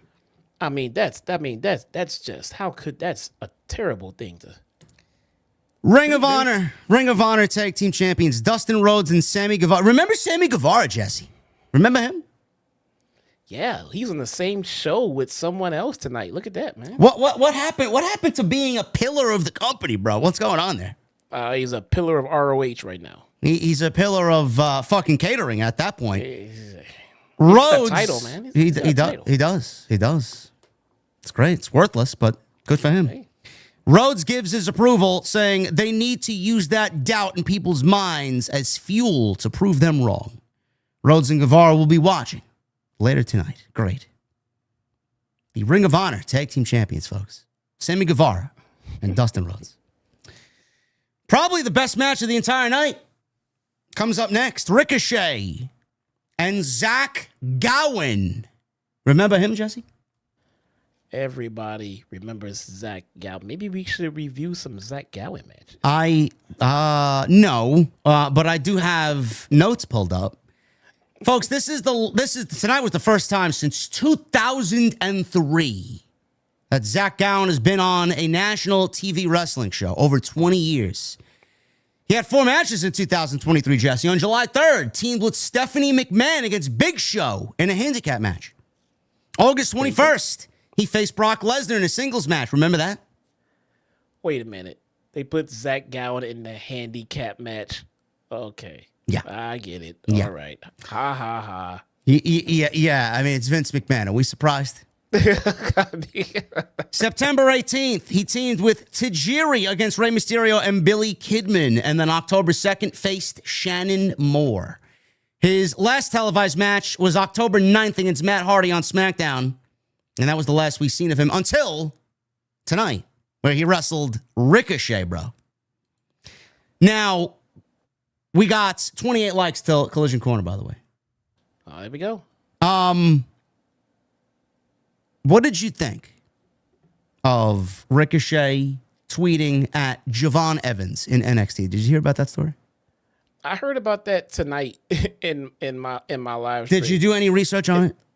Well, no. I mean, so they told me a couple of things that were said in the back and forth, but my question to all of them was, who is Javon Evans? Javon Evans is 20 years old. He's not even legally allowed to drink yet. Like, why? I mean, why is Ricochet lowering himself to bicker with Javon Evans? Someone asked him what he thought of Javon Evans, and he said he'd kick his car. Who is okay? What nerd was sitting around with this app open and thought they would ask Ricochet about Javon Evans? Who is thinking about Javon Evans and why? I don't know. Geeks, virgins, bro. And I heard it was a pretty, visceral back and forth. Why? This guy, he's in NXT and no one can control his social media activity. Why is he going on and on arguing with an AEW star? Same for AEW. Why are you bickering with a goddamn NXT talent? Ladies and gentlemen, we have a major announcement coming up here on AEW Dynamite. We have achieved 1,000 likes tonight on the stream. You know what that means? I think that means that we have to transition, sir. Let's transition into... Wait for it. Put that over there.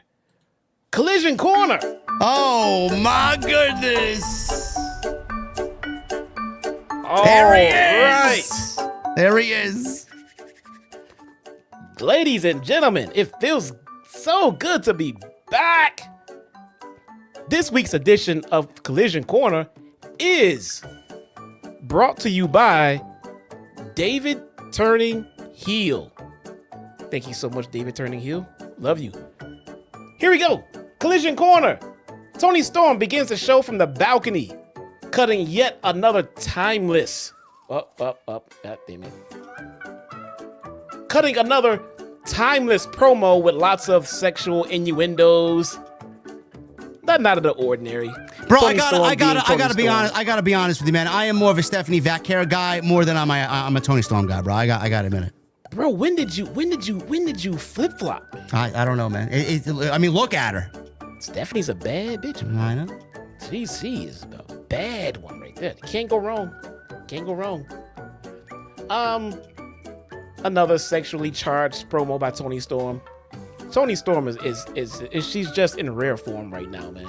Even taking a pin tonight, I still feel like there's just no stopping her fucking momentum. She's doing fantastic work right now. We get we get Ricochet versus Angelico. Who? For 10 minutes. I'm not aware. Is he part of the Catholic Church, bro? Who is that? Angelico.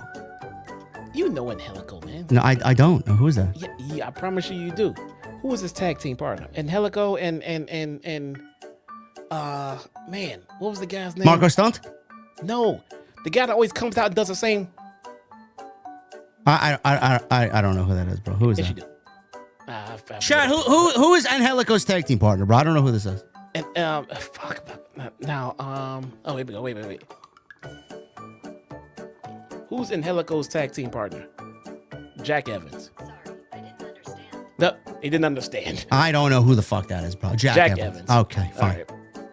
All right. Sounds like a fucking liquor I'm gonna order at the bar, man. Jack Evans. Can I have a double shot of Jack Evans, please? This match went for 10 minutes, bro. Ricochet then gets on the mic and says that the local sports team sucks. Proceeds to beat up Zack Gowen and steals his leg. I gotta say, I'm enjoying Trevor's work. I did not wake up that morning and expect to see Ricochet beating the shit out of Zack Gowen and taking his leg. That was not on my bucket list. This went 10 minutes? 10 minutes. I'm surprised you watched this shit for 10 minutes. 10 minutes. How anybody watches this show for 2 hours to 10 minutes? Yes, you do. You know why they did the prosthetic leg, bro? Because Montez Ford did the prosthetic leg 2 weeks ago on SmackDown. Why you always gotta bring up WWE? I'm sorry. Continue. The Don Callis family versus the Outrunners and AR Fox and Bandito. Well, the Outrunners are still kicking, huh?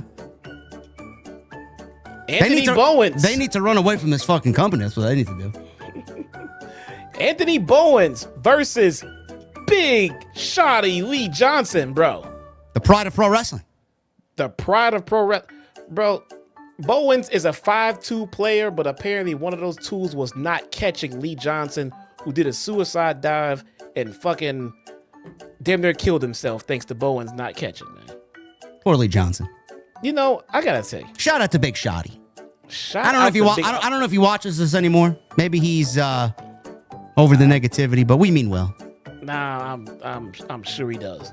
Okay. And I really hope your back feels better because I saw that bump and he could have caught you. I don't know what the hell he was thinking right there, man. Yeah, Bowens. No, I mean, this guy, all right, I gave it a few weeks, okay? I gave it a few weeks. First off, why am I still timing this? I gave it a few weeks. Anthony Bowens is the absolute cringiest goddamn gimmick in the company right now. Because, and this is why, I'll tell you exactly why. Because he keeps coming out and repeating this same spiel. I'm Anthony Bowens. I'm a 5'2" player. I'm the perfect combination of wrestling and style and look and perfect. He says the same shit every time. He sounds like a goddamn cartoon character. I don't know why I thought of Arnold Schwarzenegger when you said that. I'm the perfect combination. That's how it sounds. Without the accent, that's kind of how it comes off, man. It is so goddamn cringe. I'm the 5'2" player. I am the perfect combination of size, athleticism, strength, agility, X factor. I am and rinse and repeat, same thing. After the match, he's gonna say that shit again. I'm just waiting for someone to come and hit him in the goddamn mouth as he says it. It is so cringe. He needs to say something else. Bro, guarantee you Anthony Bowens takes the TNT title from Adam Cole. Booking it right now. Oh my God. It's all he's worth, bro. That's all they'll give to him. The Gates of Agony. Oh, They man. came out in street clothes. Now, if you think back to last Collision Corner, you got to think back. Gates of Agony and Big Bill and Brian Keith were in a brawl in the parking lot that never ended. Remember that? They're still fighting. Still fighting. So now Gates of Agony come out in street clothes. They call out Big Bill and Bad Apple. Those guys come out and they start brawling all over the place. But here's the thing. This isn't even a match and nobody's coming out to stop it. It's just happening. Just going on. No ref, no one stopping it. It's just a fight happening in the arena. Now, if I go down to Atlantic City, will I still see them fighting in the parking lot if I drive by the convention center? Oh, no, not this time. Because right now they're all dead because they went through tables at the ramp area. So now they're done fighting. Oh, okay. Until Took them a week, until the street fight on Saturday. Then they'll start back up again. Yeah. But that's here nor there. Chris Statlander Whoa! versus Willow Nightingale. Who just signed a new contract, by the way. I heard about that. Now, for some reason, this match was not the main event of this show. This seems like a solid goddamn matchup for the women's division. Marina Shafir interferes though, and Stat gets the win. Damn good match. They are trying to integrate Marina Shafir here and there into the women's activities rather than just be stuck behind Moxley and the Death Rider stuff. But eventually, man, the damn bell's gotta ring. Bro, we're getting, I guarantee it, man. This is my prediction. We're getting Stat and Willow versus Marina and Shayna. Guarantee it. You want my prediction? We're getting Shayna and Ronda and Marina Shafir all in AEW at the same time. Oh my God! Fucking hand me a gun now, man, please. Oh my goodness! Right now, I'm calling. God. Some people forget Ronda was already in AEW once. Yeah, she wrestled for Ring of Honor or did some Ring of Honor or something. Pick up the remote control now, folks. Get ready. We got Takeshita and Josh Alexander. And now people will say, oh, have they ever won? We have Takeshita and Josh Alexander versus the Dark Order. Oh my goodness, man. The Dark Order? Hey, they won. They won that one. They won that one. After that barn burner, oh, it gets better, bro. After that barn burner, we get Speedball Mike Bailey versus Drilistico. Wow. Exhilarating stuff here. Bro, I'm gonna need hazard pay to keep watching this shit. You know, you missed a fucking dungeon and a raid to watch this shit earlier. I did. You believe that did. shit? We had to fucking do Sundry Doctrine, bro, with a fucking random, you know? These guys text me to hop on. I was doing this. Triple M tells me he's watching Collision. My exact reaction, quote unquote, are you fucking kidding me? I had to fucking watch Collision. I do this so you guys don't have to. Such is my sacrifice. God, this shit Daniel sucks. Garcia. We're not done. Versus Dax Softwood. Oh, it's not done. Daniel Garcia versus Dax Softwood ends in a big clusterfuck when Nigel and Daddy Magic get involved. God, this show sounds fucking terrible. The putrid is a good word. This is awful. You want to know who won that match? Bro, at this point, I don't even care. Good, because I don't fucking know. Because Tony Schiavone says the ref waved off the match. What the fuck does that even mean? Oh, The match went on for like 10, 15 minutes. God. Who won? Why is Danny Garcia on my TV, man? Honestly. He's on the TV a lot, too. What a waste of time. He's on TV a lot. I give them credit in trying. They are trying their hardest to shoehorn him in somewhere, but he is not fitting very well. That, ladies and gentlemen, and this is this week's edition of Collision Corner. And please keep in mind, man, I watch Collision, so you don't have to. Oh my God, man. This is I don't even watch this fucking show, man. This show kills me, man. Oh my God. Holy fuck. This one was rough. How does anybody dedicate their Saturday night to watch this horrible garbage? No.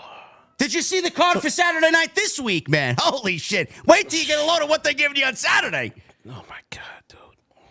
Yeah, they're giving it to us right now. Oh, they're probably done giving it to us right now.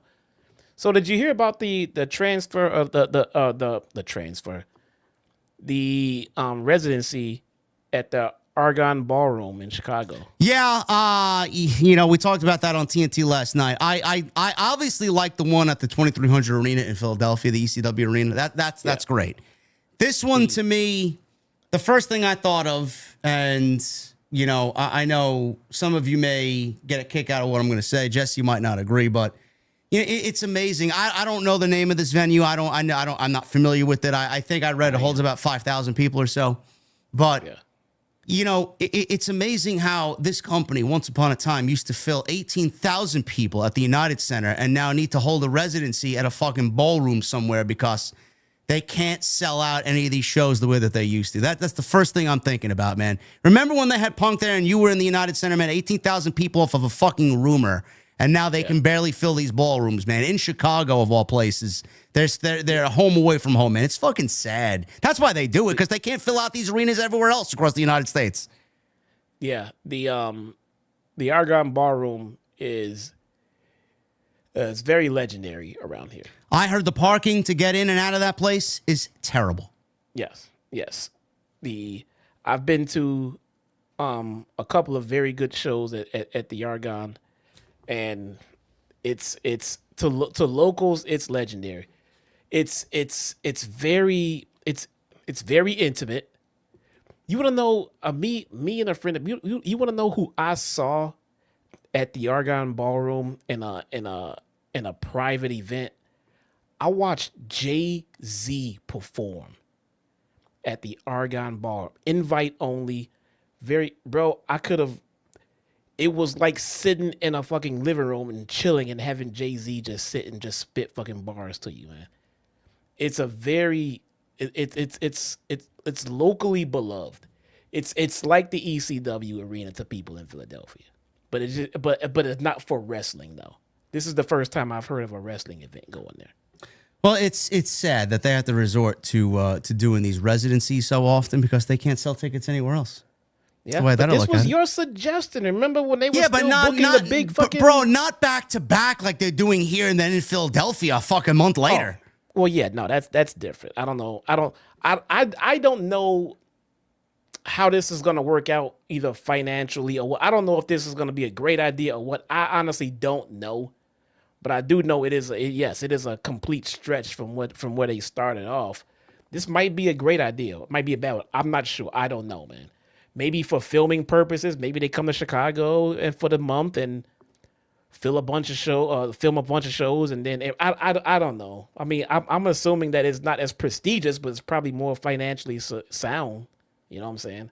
We'll see. I heard parking is bad, and I heard that the echo, and someone told me and reached out to me privately, JD, the echo and the ambiance in that venue is terrible. I mean, for the music that I saw, it was great. For a wrestling show, I'm not sure. Yeah, we don't know for pro wrestling. For concerts, it might be fine. For pro wrestling, we don't know. But we'll definitely get into that a little bit later. Ricochet and Zack Gowen. We went over Zack Gowen and how he hasn't been relevant since 2003. It's like Tony Khan went back on the WWE Vault channel and decided to watch old SmackDowns from 2003 with Zack Gowen.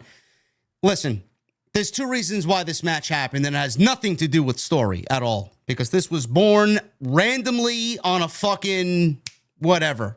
I don't know who came up with this. I don't know who thought this was a good idea. But it was made on Saturday night and into a match on Wednesday night tonight. Two things here. One, the whole Montez Ford pulling the prosthetic leg out of the crowd on SmackDown during the Triple Threat ladder match on the SmackDown after WrestleMania. Everybody thought, hey, that's a cool idea. Maybe we should do that. Okay, great. There's no reason why AEW needs to plagiarize WWE and go tit for tat. It's lame. Secondly, this was done to enhance and follow up on Ricochet's really, I don't want to say disgusting behavior, but immature and unprofessional behavior. I don't want to hear or see your heel shtick online, bro. I don't really give a shit. Save that shit for fucking TV. You're not MJF. You're not Matt Hardy doing delete. You're not none of these fucking people, man. You're fucking Trevor, okay? Nobody wants to see you acting like Andrew Tate on social media. We already have one of those, and we don't need another one. He did this because it only is going to exacerbate the vibe that Ricochet is a dastardly heel and following up on the Javon Evans narrative that he buried this young kid and they went tit for tat to a point where Javon Evans needed to delete tweets. That's the only reason why they did this. Other than that, what purpose did this serve, Jesse? Why Zack Gowen, who was not relevant at all for over 20 years, now in 2025 on AEW Dynamite, man? Doesn't it seem a little desperate to you? No, I think so I didn't relate the two. I heard about Montez Ford and the leg thing, and then I saw Zack Gowen show up on Saturday. I didn't connect the two. But now that you pointed out, that does seem way too coincidental to not be related. And this is only one instance where AEW blatantly has plagiarized WWE, and it looks like they're just copying their homework, and which this is the first instance tonight. There are a couple of others tonight. Yeah, that just sounds like they're just fishing for ideas, and it sounds like they're paying too much goddamn attention to what WWE is doing. Yeah, that's their new thing now. I listen. Zack Gowen is fucking talented, man. For him to be who he is and do what he does, man, he is impressive. And he moved around. He moved around very well. 40 years old. I don't know how old he is, chat, exactly. Someone find out his exact age for me, please. He's tremendous. He is very talented, and he is athletic. And I thought he did very well tonight. Don't care about 42. He's 42. Okay. I don't care about him or what he did here outside of what he did here tonight, but that's it. This was probably, to me, the most entertaining aspect of the entire show. I thought the crowd was into it. I thought Ricochet worked well with him. I thought he worked well with Ricochet. I thought there was some come from behind spots, that real baby face come from behind. You know, those hope spots. They were very good here tonight in this match. We'll pick it up after the commercial break. Ricochet missed the charge, crotched himself in the ropes. Taz pointed out it was the Yam Bag Yahtzee. And he said it couldn't have felt good. So Ricochet caught Gowen, leapt off the second rope, chops. He blew a kiss to Gowen's family, did Ricochet, who was sitting front row. Springboard 450. He goes for recovery, gets a 2 count. Shooting star press. Gowen kicked out. Vertigo connected. Ricochet, nonchalant cover. Gowen got a shoulder up. Ricochet went to go grab the golden scissors, which we haven't seen in a while, but he decided to grab them here for this guy. Rick Knox refused to let that happen. His back was turned. Gowen waffled Ricochet with his prosthetic leg. He got a 2 count. Gowen signaled for a moonsault. He went up top, missed it. Nobody was home. Ricochet loaded up the spirit gun and connected with the 1, 2, 3. Got the win. Post-match, Ricochet hit another spirit gun, followed by a punt kick to the head on Gowen. Mark Briscoe ran out to chase Ricochet off, who retreated up the aisleway. That's basically it. This didn't really follow, a story coming out of Collision. It didn't really matter to anybody. It looks like what we were given, Jesse, at least Ricochet and Kevin Knight had something going there. Kevin Knight's now off TV because he's competing in the best of the Super Juniors for New Japan Pro Wrestling, so he's been off TV. Nobody knows when he's getting back. I would assume that would have been a double or nothing match for Ricochet and Kevin Knight.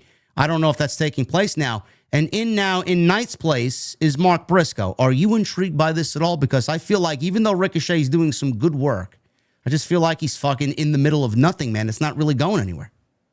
Yeah, I was gonna say I'm not interested in it. I'm not overly interested in too much of what Ricochet is actually doing. But I said this on my live stream. I think Ricochet is doing fantastic work right now. This is the best work of his career. This run I feel like it suits him. I feel like he's having fun with it. And once you turn off social media, because I haven't been on Twitter really in a while, I don't get to see the stupid shit that he keeps tweeting about. So all I'm seeing is the shit that he's doing on TV. Yeah. I think he's doing fantastic work, man. I know a lot of people don't like him. I know they like talking shit about him. I know he's a dick on social media, but he's on a career run right now, and I kind of hope he doesn't fuck this up, man, because he could get higher now than he's ever been on any company he's ever been on. But right now they're not doing the shit of interest with him, to be honest. No. Where does he fit in? I don't even know where he fits in. I mean, he's just another guy who's doing some really good work. And even though we don't agree with his behavior on social media, because I think it's fucking lame, he's got a lot of potential to be something here. But Mark Briscoe is not going to cut it. You know, Speedball Mike Bailey is not going to cut it. Ricochet needs something a little bit more. You know, he feuded with Swerve at Revolution, and it was a tremendous match. Great. Yes. Great match. Look at where Swerve is now. Look at where Ricochet is. How the fuck do you get from one place there to where Ricochet is now? It's like he's going in a downward trajectory. Meanwhile, Swerve is in the main event of Double or Nothing, and Ricochet is a fucking lower end card guy. Why? Ricochet should be right there next to Swerve, annoying the fuck out of him. Ricochet should be that net that Swerve can't fucking get away from because he just keeps showing up. And they could have moved, you're right, they could have moved Ricochet right up the ladder, right next to Swerve together in the upper card. And they're just kind of letting them drift to the wayside. I hope they don't fuck this up, man, because Trevor is killing the game right now. He's doing phenomenal work. The man just got married to one of the prettiest women in fucking professional wrestling. He's doing great work on TV. He's living his best life right now. I really wish he wouldn't fuck this up by something that he posts on social media. Just quit. Yeah, I don't know where they go with him. The only logical place for him, he's not a world champion. I'll tell you that right now. He's not an AEW world champion. I could see Omega beating Okada, which I think is the case. Whether they keep the Continental or the International title, that remains to be seen. I hope that they keep the International Championship because the Continental title is a fucking waste. It's just completely irrelevant. I could see Ricochet and Kenny Omega later this year for the International Championship. I think that is his ceiling there. I think that could be something that they do for him. I could see him potentially winning the Continental Classic in December. I mean, I just don't see him ascending farther than those two instances, Jesse. Where do you see him going? How far do you see him going? I could get him to the world title. I could get him to the world title as a cowardly heel. I really could. He could be a very beatable champion and a cowardly heel. I could get him there. He would need a faction. He would need a couple of underlings. But I could see Ricochet with a nice short little run as world champion as a cowardly heel for sure. Right now, no. They definitely have to build up to that, and it's gonna take some time and some good storytelling.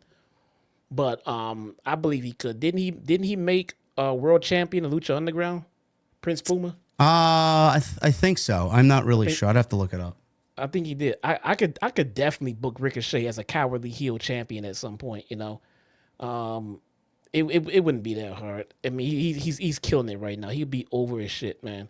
It wouldn't be a long, dominating reign. He'd be a cowardly heel, but absolutely, man. But they have to build it to that. And right now, they're going in the wrong fucking direction. Prince Puma was the first Lucha Underground champion. The first. January 7th, 2015, after defeating Johnny Mundo in an Aztec Warfare match. Look at that, man. There you go. That just sounds like, we should review some Lucha Underground, bro. Yeah, but Prince Puma was great.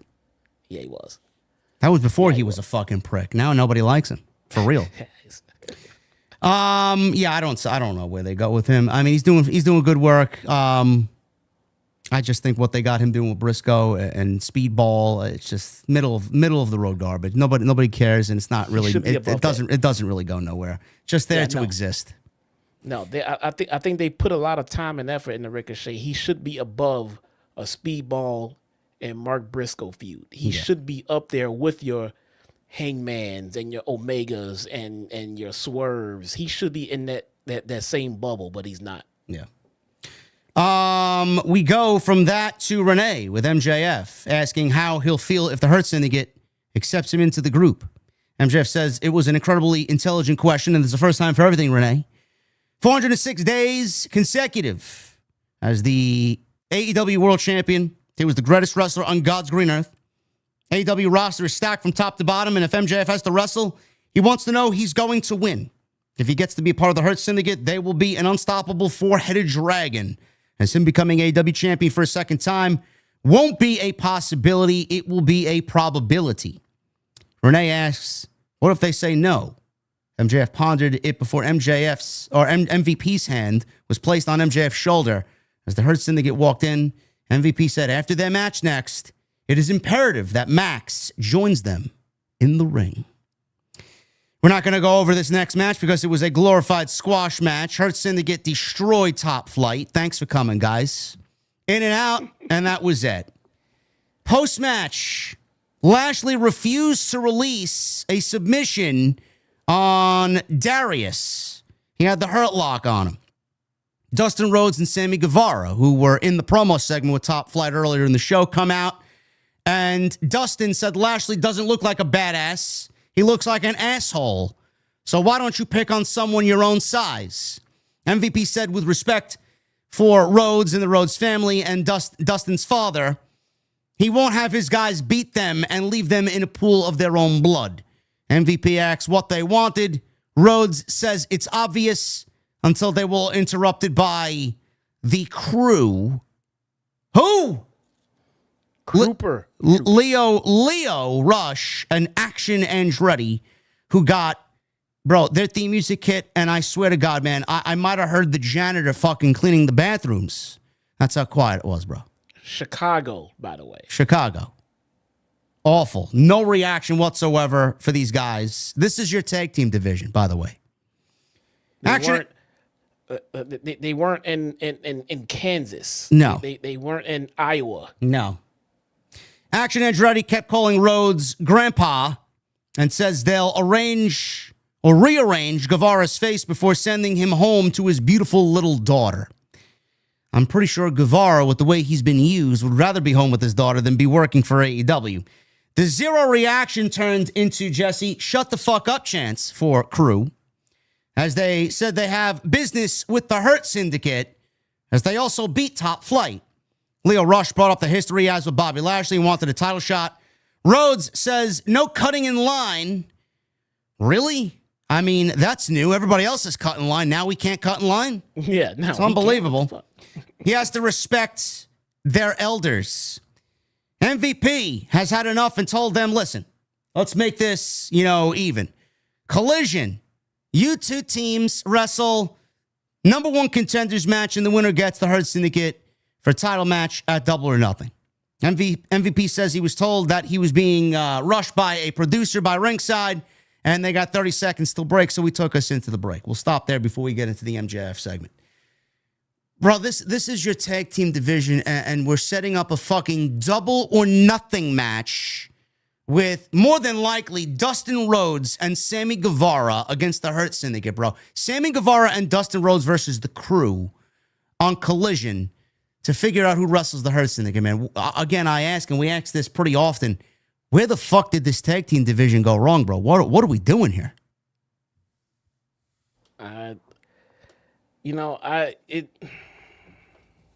So here's the thing. The Young Bucks are supposed to be the head of the tag team division.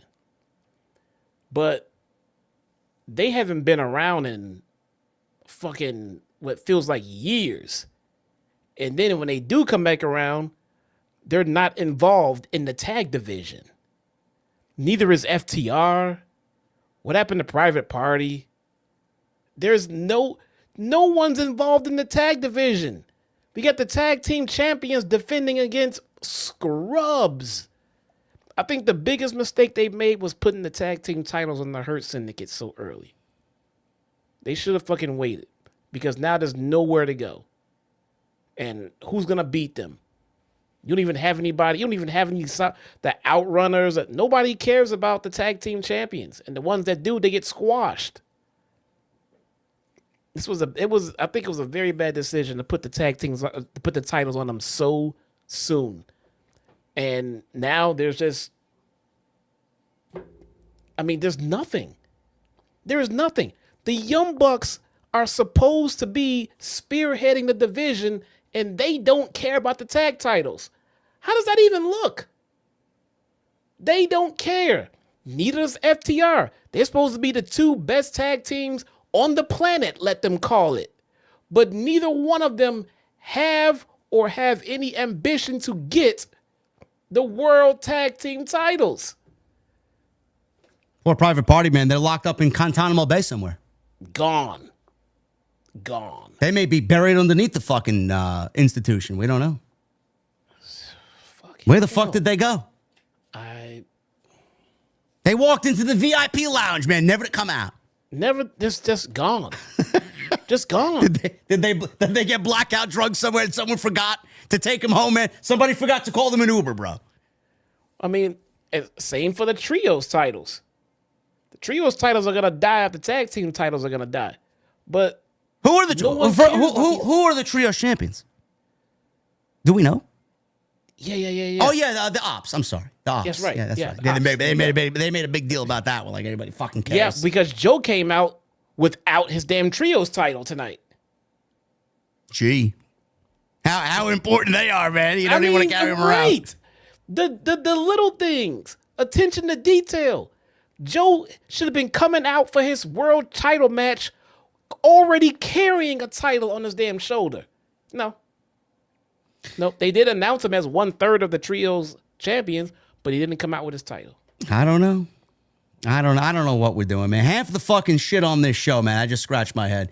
So yeah, the Hurt Syndicate buried, because that's exactly what it was. You guys want the proper definition of bury? Just look at what happened to Top Flight here. So yeah, we got this match happening. Whoever wins this match, again, Tony's booking nothing matches at Double or Nothing, man. Another easily skippable match that should take place on the following Dynamite. It doesn't need to be on pay-per-view at all. Unless MJF's going to play a factor in helping the Hurt Syndicate lose the tag team titles, I don't know what we're doing. Doesn't need to be on the show. Less is more, and I don't want to sit through a 5-hour fucking show that should only be 3 hours. MJF gets his answer. He's out there. MVP says this is his moment of reckoning. They had one final discussion as MVP Benjamin both give a thumbs up until Lashley, he takes his sweet time giving the thumbs up, a thumbs down, thumbs up and thumbs down, and he eventually gives a thumbs up. MVP, Shelton Benjamin, and Bobby Lashley unanimously vote MJF into the group. MJF leapt into the arms of Lashley, shoved him off, because who wants to do that? I don't know. MJF hopped on the ropes and led a "We Hurt People" chant with the crowd. MVP said next week on Dynamite, the official signing of MJF into the Hurt Syndicate. He hugged them all. MVP raised his hand, and that was it. That was it. Is MJF going to be on his way to winning the World Heavyweight Championship again? We'll see. We'll see. So we got another week, another cliffhanger. I like that they're stretching it out, but is it too long? Yes. I think they stretch it out a little bit too much, man. It's like fucking Play-Doh, and you stretch out the Play-Doh just enough, man. It's like, but when you stretch it out even more so, man, the tips start coming off, and it's just getting thinner and thinner and thinner. I don't know what's going on here. I really don't. We talked about it in the beginning of the show. We have a summary of where this could potentially go. I'm glad that it's a little slightly unpredictable, but what we're getting here is Lashley and MJF all in. I believe that's the direction here. Yeah, I know we've made comments before about how they'll blow through 3 weeks of storyline in one night and not let it stretch out, and then they let it stretch out, and now we're like, it goes too long. I'm aware of that. But guys, it is possible to overdo or underdo things, and they seem to be very good at doing one or the other. They'll underdo it or overdo it. There's a sweet spot for everything. And this, to me, this is just going on a little bit too long. So, I mean, this is another instance, and obviously they took influence from the Bloodline and Sami Zayn, and this is their Usi, and this is the honorary Us type of deal for AEW. This contract signing next week is going to be like that segment on SmackDown where Roman handed Sami Zayn his honorary Us t-shirt. Are we going to get him in the group officially, and we're going to go, partying with MJF and the Hurt Syndicate? Who knows? Is there going to be a double cross next week? Who knows? Is MJF going to go babyface and Hurt Syndicate heel, or vice versa? Who knows? So it's going to be an interesting watch next week, but I think what we talked about earlier and keeping everybody in their lane, MJF a heel and the Hurt Syndicate as babyfaces is the way to go. I don't want to see MJF as a babyface. I don't. You can't risk ruining the presentation of these guys for the sake of this story. So exactly. just based on that alone, if we narrow it down, there's only one way for this to go, and that's MJF to be MJF. So we'll see what happens there. That's next week on Dynamite. Women's Eliminator, Jesse. Another Eliminator. Eliminator means I don't know what the fuck I'm doing, so let's throw everybody into a random match just for the sake of it. This was my favorite match. This was all right. This was probably the best Eliminator that we've gotten with Toni Storm. Mina Shirakawa is back, bro. Mina. She came out with new theme music. Yeah. How'd that go? She didn't have that same theme music when she won the match. They changed it before the end of the goddamn match. This is what happens when we have production meetings. You would know that she has new theme music. Supposedly, people are under the impression that Toni gauged people's reactions almost immediately online, that everybody did not like the theme music, and that he changed it at the end of the match back to her old theme music. Do you really think that's the case? I believe that Toni didn't realize. I believe Toni didn't realize that Mina had new theme music, and that he was upset by it and asked for her old theme music back. That's what he said. He literally said. I don't believe it. Don't believe it at all. We'll see. You got to take the man for what he says, or call him a liar, I guess. I don't know. Toni, Mina, Skye Blue is back in Chicago, Jesse. She is. It's nice to see Skye Blue back. It's nice to see Skye Blue, period. It is always very nice to see Skye Blue. Yes. And we have the New Japan Strong Women's Champion. How do we pronounce this? Is it AZM or is it AZM? How do we pronounce that?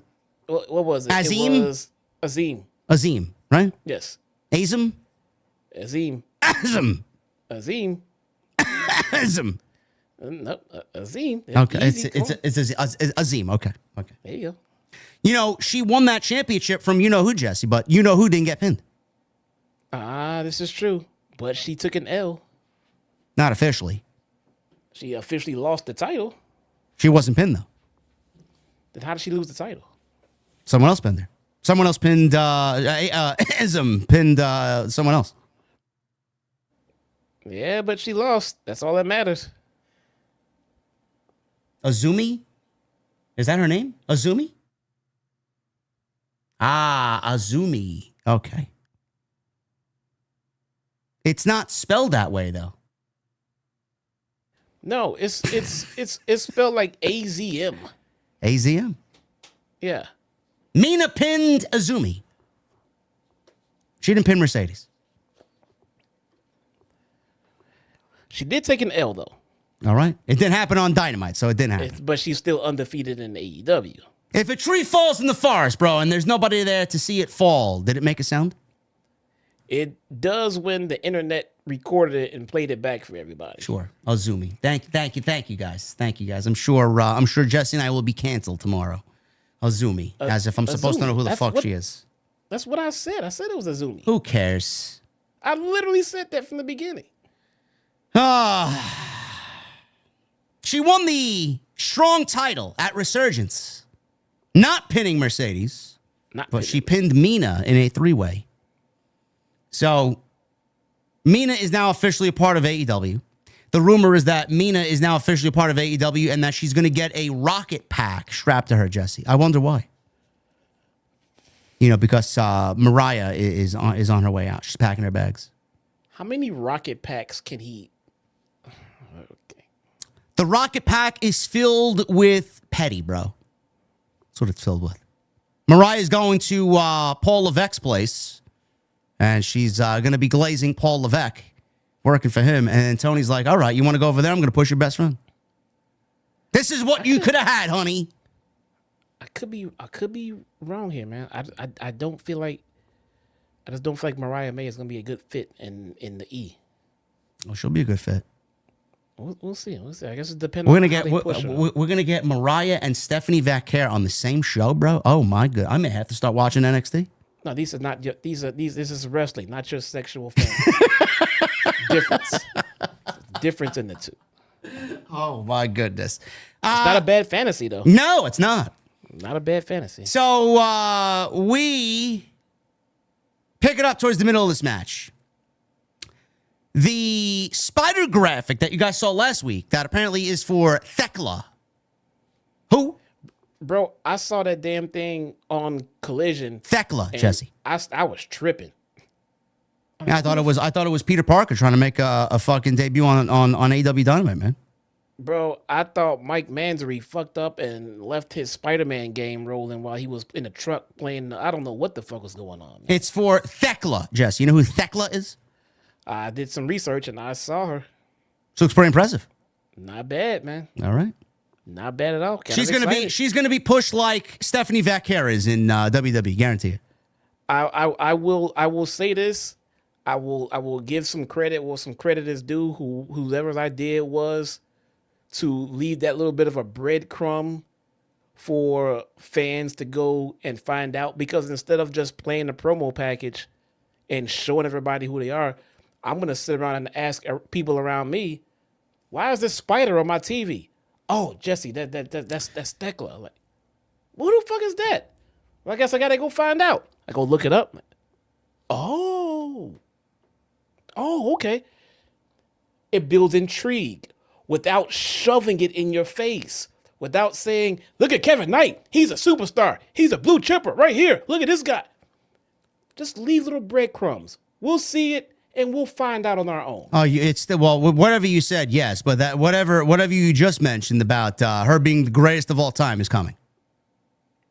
That's exactly what they're going to elaborate on with Thekla. Don't do that. She's the hottest free agent in the history of the business, and she's now where the best of wrestling. It probably is coming that way. Yeah. By the way, Ian Riccaboni on commentary brought up Toni Storm and Mina's past in a love triangle. Do you know who they did not mention? Oh, boy. Mariah May is now a victim of Mr. Freeze. That's not good. Mariah May is walking into Guantanamo Bay, bro. She's got the jumpsuit on. She's just awaiting arraignment and given a cell number. That's it. Probably, man. Probably. That sucks, though. Poor Mariah. That sucks. Only a couple more months to go. So we got a Luthez press to Skye Blue and Azumi. Storm and Mina start trading forearms. Azumi is in with a high kick on Mina, who hit a Cazadora on Storm. And then we go into a commercial break with Azumi following up with multiple dives until Skye Blue took out a pile with a big dive, jumping off the top rope into a commercial break. They all look at her. They're all waiting for her to jump up there. And that's exactly how we go into the commercial break. So all four ladies here are slugging it out until Azumi and Storm get decked with knee lifts, leaving Mina and Skye Blue continuing to throw bombs at each other.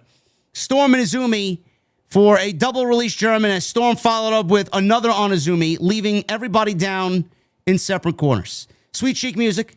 She dished them out to everybody. Toni finally missed and ate a trifecta of strikes. She's now on the outside. Skye Blue missed a big charge on Mina, who had a bounce back in Zaguri. Wanted her glamorous driver, but Storm flew out. I thought that was Mariah's move. Now they're just confiscating Mariah's move. Come on, man. We don't know that. Wanted her glamorous driver, but Storm flew in with a shotgun dropkick. Sky high by Storm on Skye Blue, but again, Mina sent Storm to the outside. Blue and Mina, they go back and forth with some kicks. Skye Blue just got enough of a code blue, which did not look good. Azumi broke the count, dodging the code blue and hit a destroyer for a 2 as Storm broke the count. And we pick it up towards the end here. Storm caught a charging Azumi with a snap. Storm 0. Mina broke up the cover. Toni tried for her big package, but Mina rolled through and got a flash pin and pinned Toni Storm in this Eliminator match, which I'm assuming now, Jesse, Mina, who is now officially signed with AEW, is already getting a championship match, probably a double or nothing, and is set to lose to Toni Storm at the pay-per-view in 2 weeks. Now, I understand that Toni probably needed an opponent for the pay-per-view, but why are we giving her a random Mina who just got here as a full-time talent and is set to lose already in a championship match, man? I don't find these creative ideas all that productive, man. I just think it's lazy. Because they don't have... They have history, right? Yeah, sure. It's not like they have a structure laid out for their women's division already, and they need to just put Mina in the back of the line. What else are they doing? I don't know. We got Mina. All right, give her a title match. How? Have her pin our best wrestler. Quick, go do that. They have nothing else going on. Why not? Mina's over. People love Mina. It'll be a great match. But will it make sense? No. Does it mean anything? No. Tony's going to win. Tony's going into All In. There's no reason to believe Tony's not walking into All In. So what are we doing? No. Why do we need this on pay-per-view when I already know the outcome of the fucking match? That's the problem. We had the same discussion going into Dynasty, and now we're doing the same thing for Double or Nothing. They could have build up to a match rather than giving us what they have given us, but they didn't. So they have nothing. So throwing this together and throwing it on a pay-per-view makes sense to them. But in all actuality, they should have had Toni Storm's opponent built up by now. Hell, you just had Skye Blue return. Maybe bring her back before now. Maybe have her come back and attack Toni Storm backstage. Come up with a reason why Skye Blue would have attacked Toni Storm, and there have her make a reveal tonight in Chicago, because I get Chicago's a big night for her. You know, it could have been a mystery attacker backstage. I know they've done that shit to death. But a mystery attacker or somebody attacks Toni Storm, and she wants some goddamn answers, and she wants them right now. It's Skye Blue, and Skye Blue wants revenge for, I don't know, be creative, and give Skye Blue a title match at the pay-per-view. And build Mina to later. I don't know. But the point is, they don't build up anything to give themselves to have for Toni at a pay-per-view. So Mina, sure, why not? Mina works. How do we get there? Just have her pin Toni tonight. Whatever. Post-match, Toni couldn't believe it. Graphic was shown on the Tron. Mina's old theme then played because everybody hated the new theme. Double or Nothing is now official. So we just talked about Storm versus Mina. Great. Who cares? So Aubrey Edwards was helping Azumi to the back. Mercedes sprinted out in ring gear and took out Azumi, applying a statement maker, screaming at Azumi that she stole her title at Resurgence. Jamie Hayter then ran out to make... Is she going to win the title back? I don't know. Jamie Hayter ran out to make the save and applied the statement maker on Monet, narrowly hitting the Haterade when security broke things up. So there you go. There you go. Listen to this. Fightful just tweeted out 1 hour ago. CM Punk was asked why he hates coming to Saudi Arabia.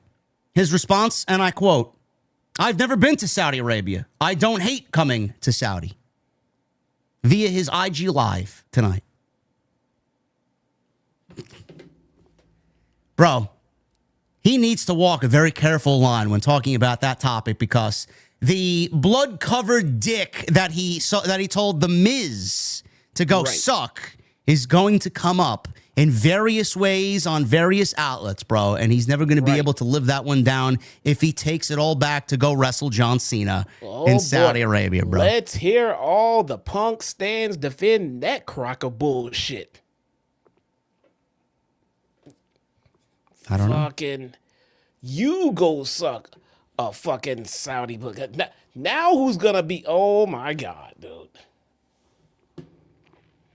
A lot of people are already defending him. Hey, Twitter, get your heads out of your toxic asses. Read the question and answer again. His answer is directly influenced by the way the question was asked. I know correct grammar is not popular, but the phrase coming to generally means you've been there before.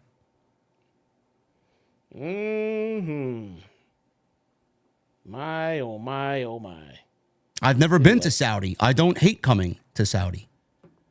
Look, I don't expect Punk to go out and trash WWE's biggest investor. I truly, honestly don't.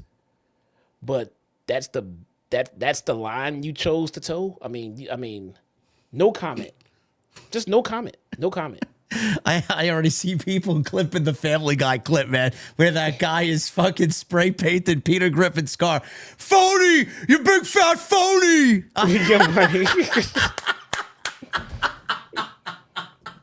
Oh my God, man. It doesn't surprise me. I know who Punk is as a human being, and that answer tells me everything I already know. It's the delusional people that think he's perfect and has never done anything wrong that are gonna be the ones defending him. The exact quote that he told The Miz, by the way, I love Punk. I hope he continues to stay true to what he said. He said this, and I quote to The Miz: "Go suck a blood money covered dick in Saudi Arabia, you fucking dork." To The Miz. End quote. End quote. Yeah, that was it. Yeah. Anyway, we'll see how that. Great line. It was a great line. It was a fantastic line. We'll see how this materializes over the days to come, because WWE will be in Saudi on June 28th for Night of Champions. So we'll see. I think we should just do Punk versus Cena at SummerSlam. Paul, okay, the safest of bets there. What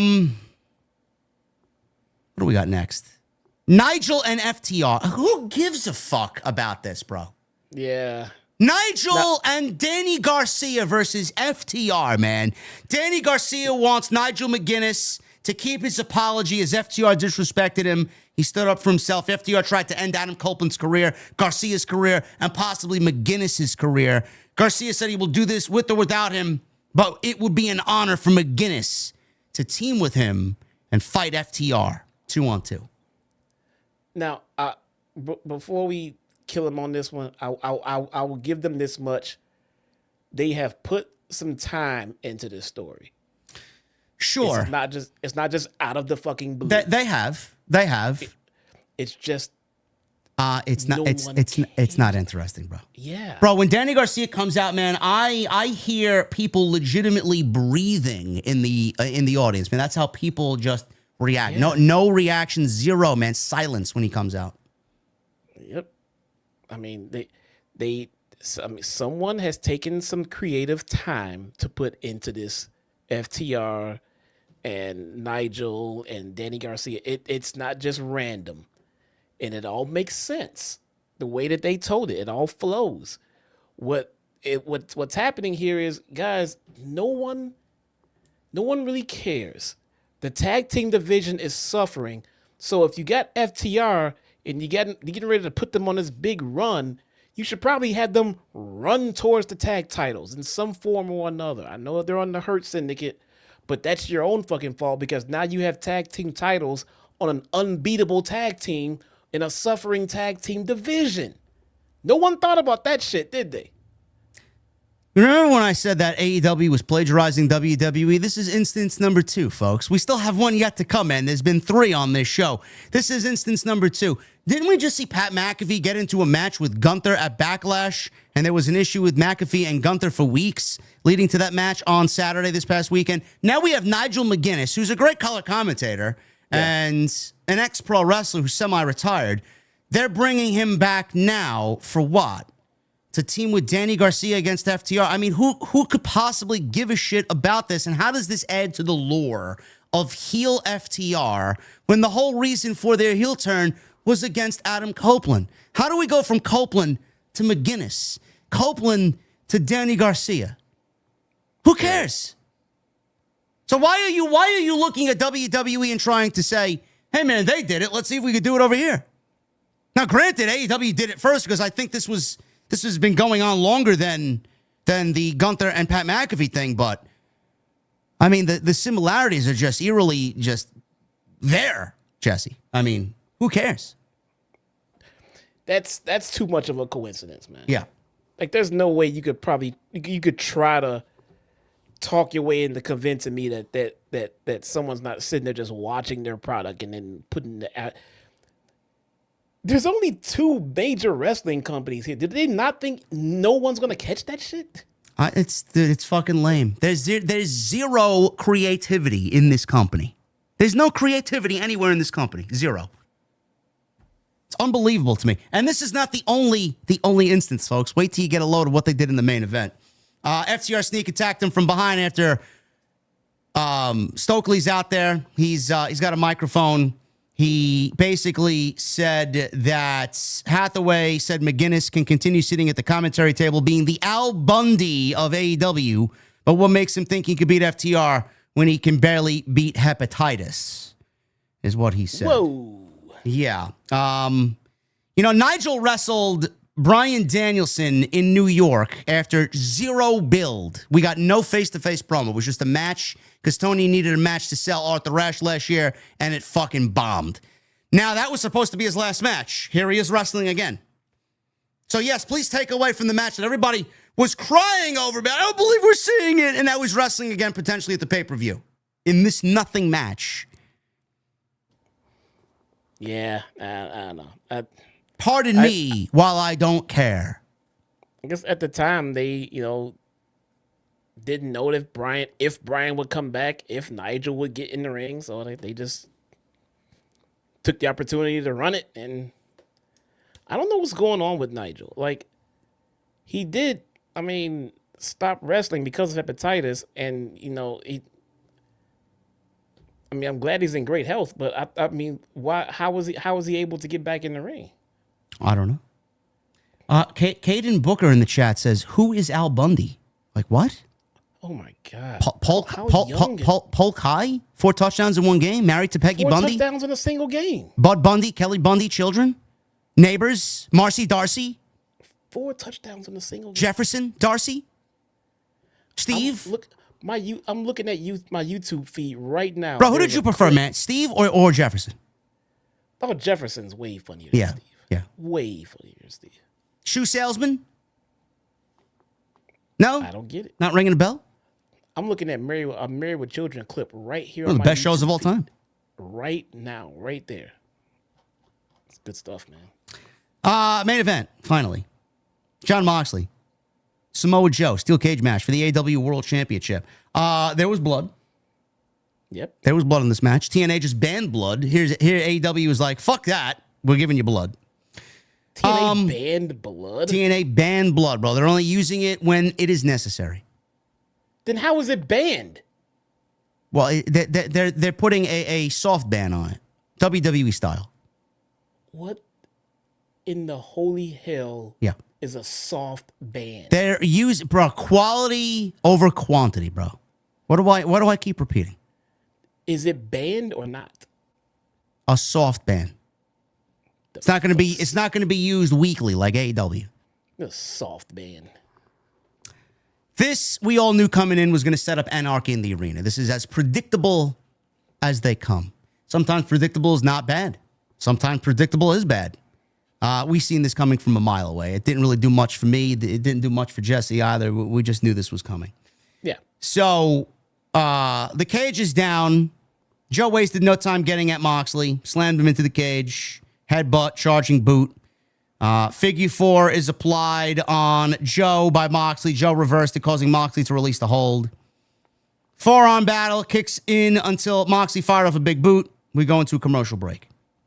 So Moxley busted open during the commercial, slugging it out. Moxley bit at Joe, and then chaos. Claudio, Wheeler Yuta, they join Marina at cage side. Willow and Powerhouse Hobbs also come down to save the day here and back up Joe. And Moxley went for the eyes. Moxley tried climbing the cage, but Joe cut him off with a Manhattan drop, followed by a massive senton for 2. He's bleeding at this point. There was a real camera shot right on the blood. So Joe sank in a crossface. Moxley got to the ropes, and Paul Turner breaks the move. But it's a steel cage match. Why are we breaking the move because he got to the ropes? There's no rules. Paul Turner had a brain fart in Chicago. Habit, man. The guy referees 100,000 matches a year. Sure. Not all of them are cage matches. Sure. Joe wanted a muscle buster. Moxley bit out his face, rolled out of the corner, multiple lariats. Joe managed a big boot. Moxley exploded into a cutter. Goes for cover, gets it 2. Moxley transitioned into a cross arm breaker. He then switched up to the bulldog choke. Joe starts fading away. Arm lifted once, twice, and did not drop a third time. He starts to power up. The power of Joe-mania is running wild, brother. He's hulking up. Moxley spiked him with a paradigm shift. Joe kicked out. Moxley's angry. He wanted another one. Joe spun out into the coquina clutch. Claudio tried climbing the cage again. Willow stopped him. Useless was out there. He was planted through a table by Hobbs, which looked great.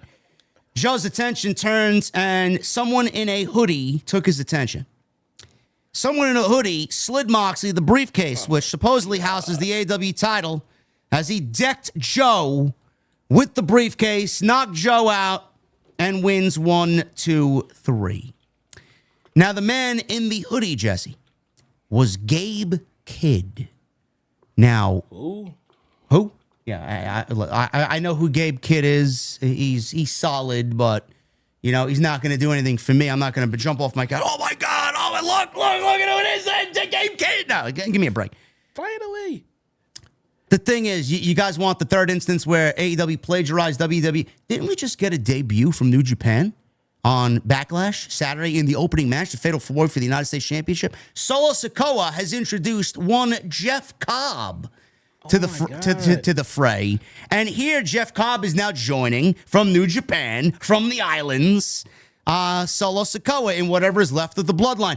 And here we have tonight Gabe Kidd, who is making his debut with the Death Riders on Dynamite on Wednesday, when nobody knows who he is. What is his affiliation with the Death Riders? Did we get any story or any storyline, anything standard? Nah. Damn, that is another one. Man. That's so three in the same show. So what is with the plagiarism here? Well, because they did it, you feel like you have to do it. It's like it's basically, as Jesse said, they're copying WWE to try and look at their homework and say, hey, they did it, we're going to do it better. But you didn't. In all 3 instances, you didn't do anything better. Now, he's a Pac replacement, the chat saying. Great, you can't replace Pac. I don't give a fuck who you bring in. Sabs says that they did like 2 more rope break spots in the cage match tonight. If that happened more than once, then the referee's an idiot. Referee's an idiot. I only saw it once. If it only happened once, I can force a habit, guys. I mean, relax. If it happened 2 or 3 fucking times, there's no excuse for that bullshit. It's happened 3 times in the same show, folks. One guy's like, nah, fam, you're overreacting. No, I'm not. First of all, if I was overreacting, I'd be screaming like a fucking maniac like some of the shows that we do on Wednesday, but I'm not. This is plagiarism to the finest, man. WWE's doing something, and then AEW just copy and pasting what WWE's been doing. That's straight up copy and paste. That is 3 similar coincidences. Jeff Cobb got a pop and he got holy shit chance. Gabe Kidd got nothing in Chicago, of all people. Chicago. With 5,000 people there. You have no idea who he was. None. So Hobbs stalked down Kidd up the ramp. Claudio smacked him in the back with a chair. Hobbs no-sold it. Kidd hit a low blow. 2 sent Hobbs crashing into the steps. Nightingale was driven into the barricade by Shafir. Young Bucks come out, and one of the Bucks, I believe Matt Jackson, had a control of sorts for the steel cage, and they get into the cage. Kenny Omega's music hits. He sprinted out and laid out Wheeler Yuta with a V-trigger on the ramp and sent Claudio into the barricade. Okada appears and delivers a forearm to Omega's diverticulitis, throwing him into the ring. Matthew had the control to lower the cage, and he did, leaving Joe Omega locked inside the cage with Gabe Kidd, all the Death Riders, and the Bucks. Okada didn't make it into the cage as he was chased off by Speedball Mike Bailey, of all fucking people. I'm assuming we'll get that match at fucking Double or Nothing. He just showed up out of nowhere. Randomly out of nowhere. It's great. Nobody gives a fuck. The Bucks hit Omega with the EVP trigger, and Moxley followed the paradigm shift. They choked out Omega as the Death Riders beat up on Samoa Joe. Swerve's music hits. He walks out with Nana. He climbs the cage. He delivers a Swerve stomp off the top of the cage onto everybody in the ring. Matthew then trying to raise the cage by pushing the button on the control, and the Bucks ran away as the Death Riders were following behind. Strickland takes the microphone and said the last time he was in the cage in this city, he got his brains beat in, dropped on a cinder block, but here he is again. He realized he is the fear, the most dangerous man in AEW, and they all want to cause a little anarchy. Double or Nothing, anarchy in the arena, and the match has been laid out. So it's going to be the Bucks, Matthew and Nick Jackson. I'm assuming Gabe Kidd, John Moxley, and Claudio, 5, against Omega, Swerve, Joe, and Hobbs, which leaves 1 on the babyface side. Is it going to be Shibata? He's not a big name to fit in with the rest of the big names. Hook, not a big name to fit in with the rest of the big names. Like someone said in the chat earlier, Gabe Kidd is the one who took out Eddie Kingston. I'm thinking we get Eddie Kingston, Double or Nothing, to be the 5th man. That's a good call. Yeah, that's a good guess, and that's a good spot that it was Gabe Kidd that injured him. Not really the most ingenious of setups here, but you saw it from a mile away. You knew where it was going, and we got it tonight officially. That's the way Dynamite went off the air. Again, not a bad show, but looking at everything we talked about, man, when Ricochet and Zack Gowen, to me, stands out as the most entertaining aspect of this show, you know that AEW stories are fucking lacking going into their flagship show, man, in Double or Nothing, man. I don't know what else to tell you. I really don't. Yeah, man. The show was not terrible, but the show was definitely not exciting. It wasn't. No. All right, there we go. I won't even call it boring. It was not exciting. No. It could have been better. And I'm just over the lack of continuity in so many of these storylines too, man. How Time Warner Brothers Discovery is paying for what I'm about to read to you. This is Collision, which I'm assuming was already taped tonight. Dustin Rhodes and Sammy Guevara versus Crew. Winner gets to face the Hurt Syndicate at Double or Nothing. Brian Keith and Big Bill versus the Gates of Agony in a Chicago street fight. Kyle Fletcher versus AR Fox. Speedball Mike Bailey versus Vanilla Baby. Anna Jay versus Megan Bain. And a tribute to Steve Mongo McMichael. Which may be the best thing on the fucking show. It's good. It's good. He deserves it, man. Jesse watches Collision, so you don't have to. Never forget that. Thank you for 1,000 likes, 1,100 likes. I'm going on 1,200 likes. Thank you guys very much, man. Thank you for a great stream. There we go. There we go. We're going to get into your super chats quickly. Shout out to Turtle Beach. They're sponsoring the show tonight. TurtleBeach.com/scripts. Use that code SCRIPTS at checkout for 10% off, man. Gaming headsets, controllers, peripherals, you name it, man. They even got some Nintendo Switch 2 equipment for you guys to get in on. 10% off. Use that code SCRIPT at TurtleBeach.com/scripts. Follow us on social media at Chi-Town Smart, at JDfromNY206 on Twitter. Subscribe. Not only to this channel, but to Jesse's channel. And please go check out all of the content that I have for you over on this side of things. We got some great content, some great streams. Go catch up and don't miss the action here on Off the Script. Let's get into these super chats because I want to hop in the shower and go to bed. That's what I want to do. Michael Krause with a $2 super chat. Good Wednesday, JD, Jesse, OTS. How is everyone? Yeah. Michael Krause, thank you, brother. Sidro and Duff's Vids were on it last night. Sidro says with a $5 super chat, you hear about the guy who invented the knock-knock joke. He won the Nobel Prize.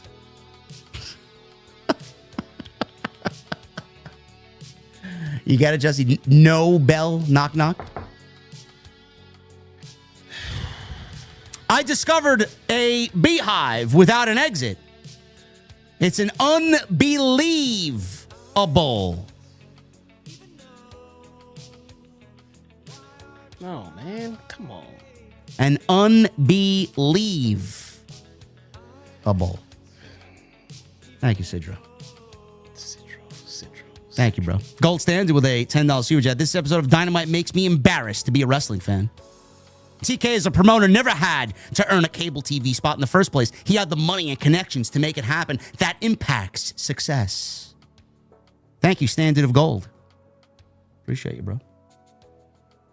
Sidro with a 5. Met a woman outside a mall crying. She had lost $200. So I gave her a 40 from the 200 I found. When God blesses you, you must bless others. Hashtag solo crashed. He crashed at that joke? Met a woman outside a mall crying. She had lost $200, so I gave her 40 from the 200 I found. When God blesses you, you must bless others. You like that one, Jesse? I don't get it. Apparently, solo crashed. I got to go back and listen to him laugh at this joke. I don't get it. He crashed out for this? Apparently. I don't know. Gold Standard with a 5. I'm not a big AEW fan, but I really do feel bad for AEW fans who had to watch an episode of Dynamite like this. It could have been as good as meh. TK loves Indie Lube. Bro, why don't you tell us how you really feel, Gold Standard? He stole $200 from the woman. Gave her $40. Yeah, I understand. I get it. So he did. He found the woman's $200 because she was crying. She lost $200. He found $200 and gave her 40 from the 200 that he found, which was realistically hers before she lost it. Oh, okay. When God blesses you, you have to bless them back. Okay. Yeah, okay, that was fun. It just went over my head. I'm not gonna lie, it went over my head. It's more of a make me smile joke than make me chuckle out loud joke. Yeah. Okay, I get it. Mason the Legend with a $4.99. They desperately need a new world champion. Holy shit. Yes, they do. They absolutely do.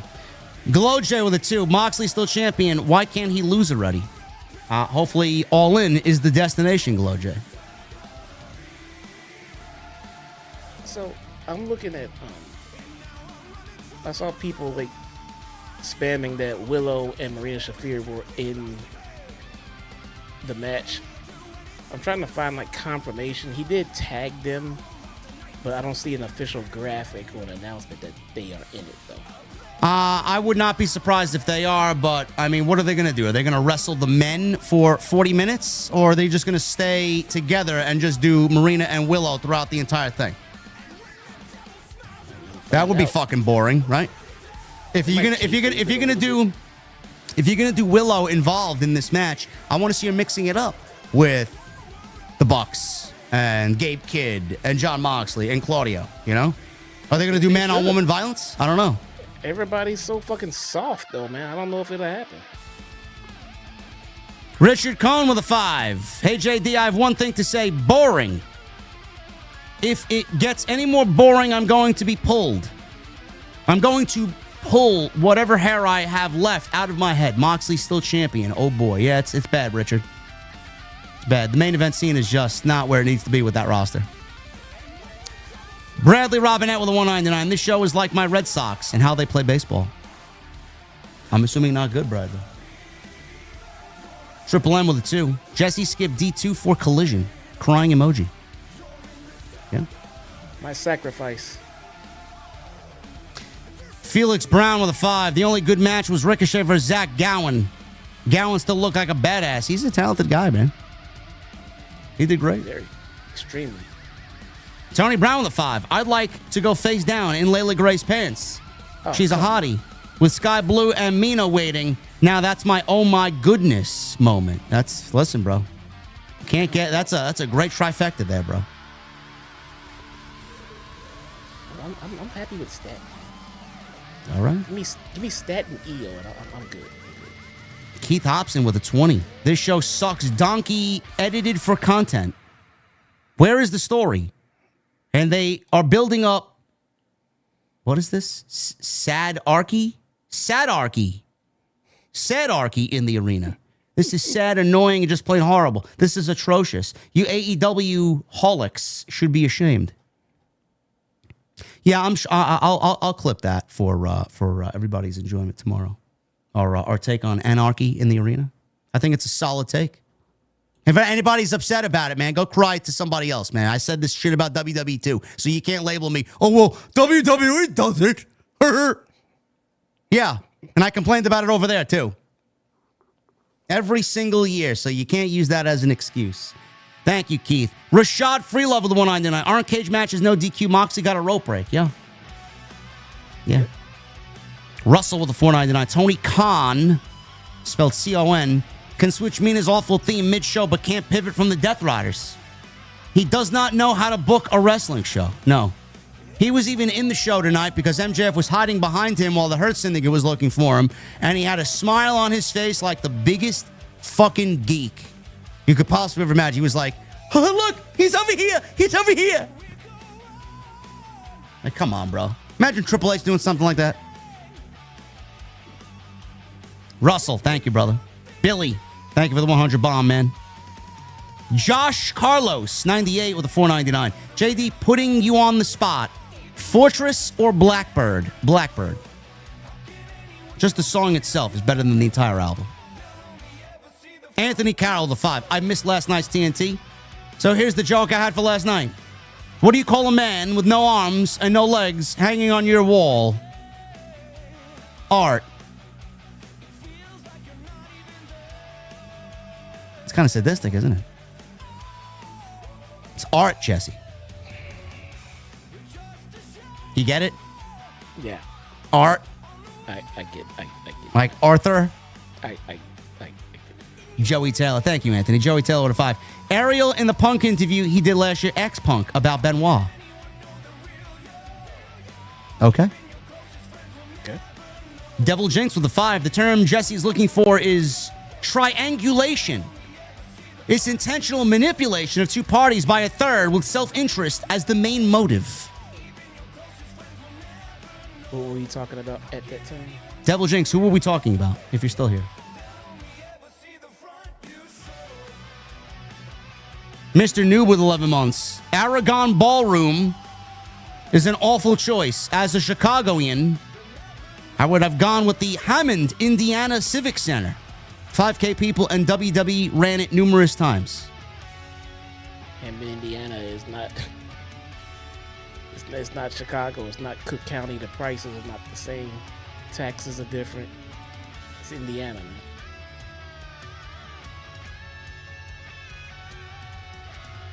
man. Mason with 199. You ever try Bush apple, guys? I love it. Bush apples? I love apples. I love all apples. I like Honeycrisp apples. Yes. I don't like a specific brand. Honeycrisp apples are good. Yeah, they're very good. Boss Top Rich with a 499. Sammy Guevara is the Austin Theory of AEW. From pillar to Ring of Honor, tag team wrestler is crazy. Yeah, the downfall should be studied, bro. Also with a 499, Mason. Tony sees the theme hate, but not the Death Riders. What the fuck is wrong with this dude?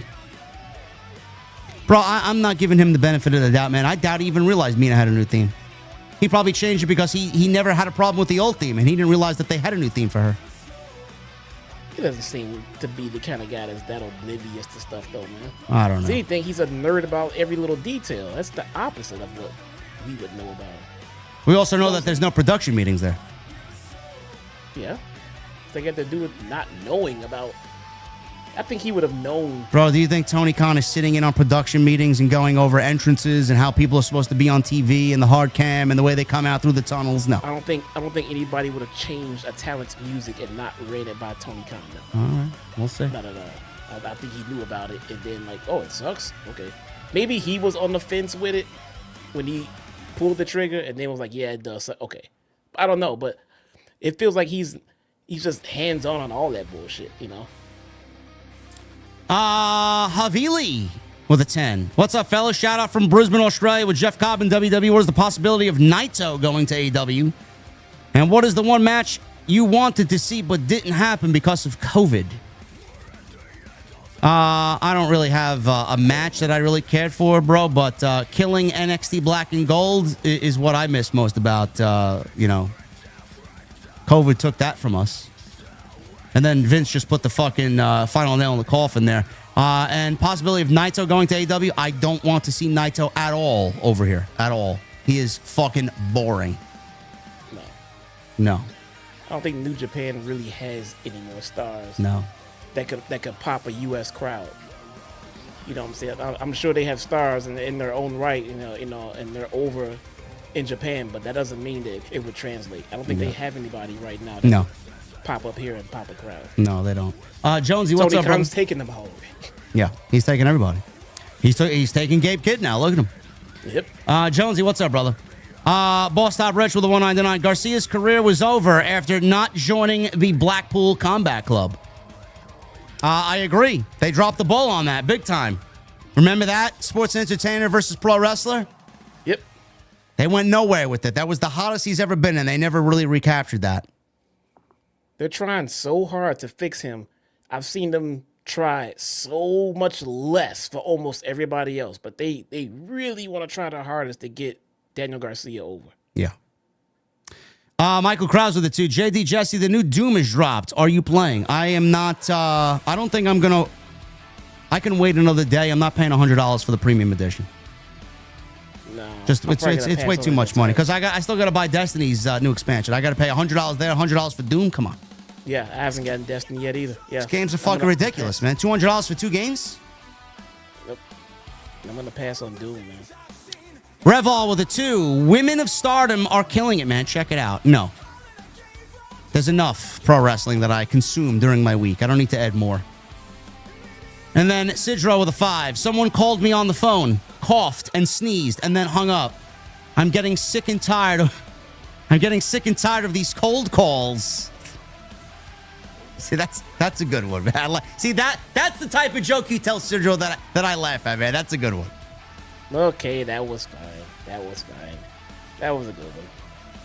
Anyway, guys, that is all we got for you. Thank you for the 2,400 in here. I know AEW isn't even lighting a fucking match on fire lately, man. But you guys show up, even when it sucks. And as boring as the shows are, you make it very worthwhile here on Wednesday. Jesse, any last words before we get out of here? No, man. Tune in to the channel. I think I might be up tomorrow. If nothing else, I'm sure there'll be an upload tomorrow because I got something I want to send out there. So, yeah, tune in to the channel, man. Thanks. See you guys tomorrow. There you go. Thank you guys for a great stream. I'll be back. If there's news tomorrow, you'll see an extra. And next time you see me live will be on Friday night for SmackDown right here on the podcast. Make sure you guys follow us on social media at JDfromNY206, at Chi-Town Smart. Go check out all the other content on the channel. And please continue to hit that thumbs up. Helps us out in the algorithm. And please hit that subscribe button down below. We are almost 200 away from 171,000 right here on the channel. Guys, I'll see you live again Friday night after SmackDown right here on OTS. I'll see you guys later.